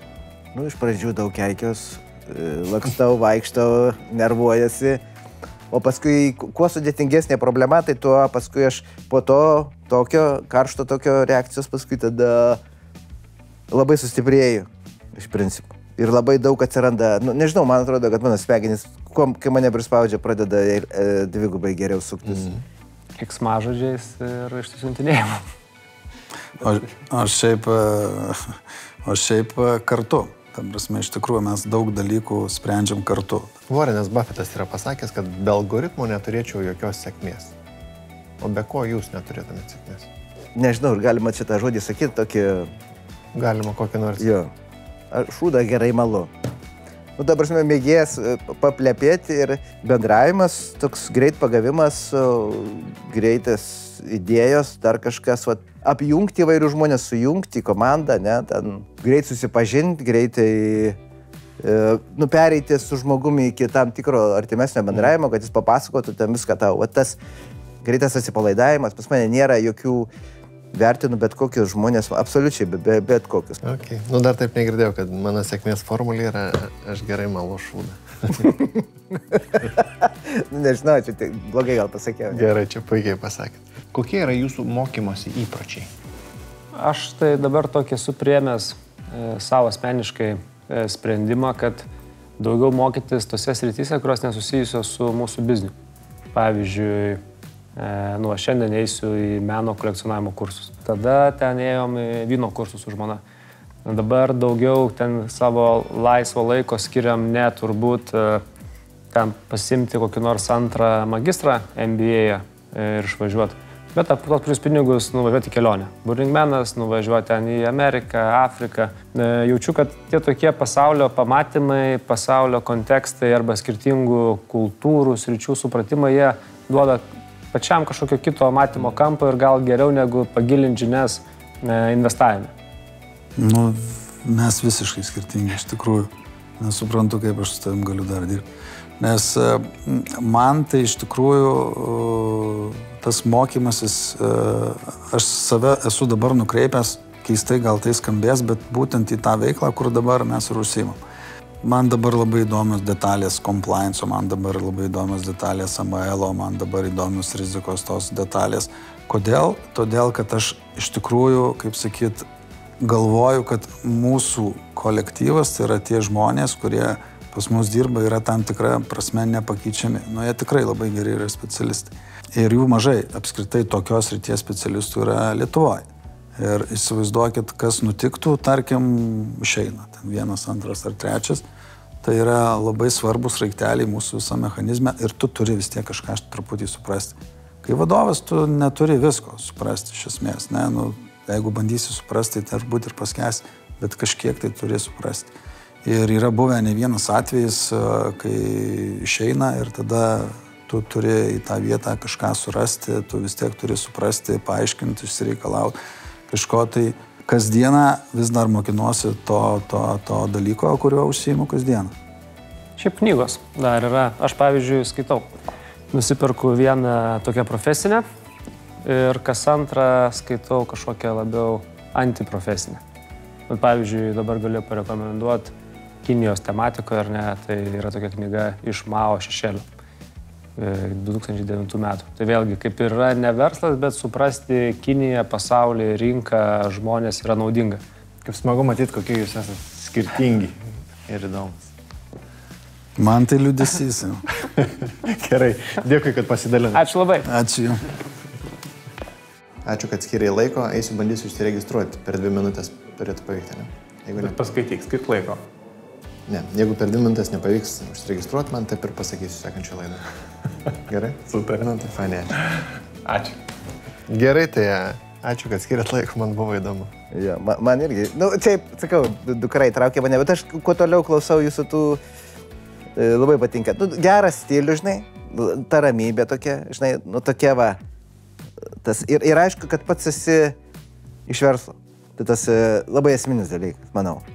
Būtent, žinai, kaip klaus. Ir žinai, kur tos vietos, žinai, paspaudi ten, kur reikia. Žinai, kaip tas terapeutas, žinai, kaip. Ten paspaudi, kur skauda, čia skauda, o čia skauda.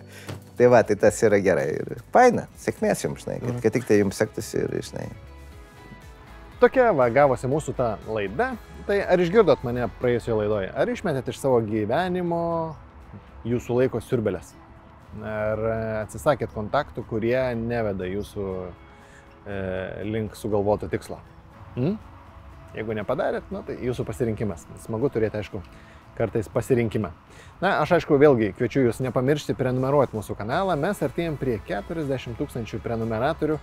Aš vis projektoje pradžioje pasiklausdavau mūsų pašnekovų, o kiekgi galėtų pasiekti toks projektas prenumeratorių. Ir man atrodo, pats didžiausias skaičius, koks buvo paminėtas, buvo 40 000 prenumeratorių, prie kurio mes ir artėjame. Taip pat, aišku, jeigu esate aktyvesnis proto industrijos fanas, užsukite į mūsų Telegram kanalą, kur mes įdedam truputėlį daugiau informacijos, truputėlį daugiau įdedu savo komentarų. Taip pat mes laukiame jūsų žinučių vis dar specialiai mūsų laidai, jeigu proto industrija yra tas projektas, kuris kažkaip tai pakeitė jūsų gyvenimą. Parašykite mums elektroniniu paštu info@protoindustrija.lt ir galbūt jūs pateksite į 100-ąją mūsų laidą. Na, o šiaip dėkoju, kad esate su mumis, kad klausotės, kad mokotės kartu su manim, kad ieškote kartu įkvėpimo. Tam kartui matyti tiek, iki kitos laidos. Iki.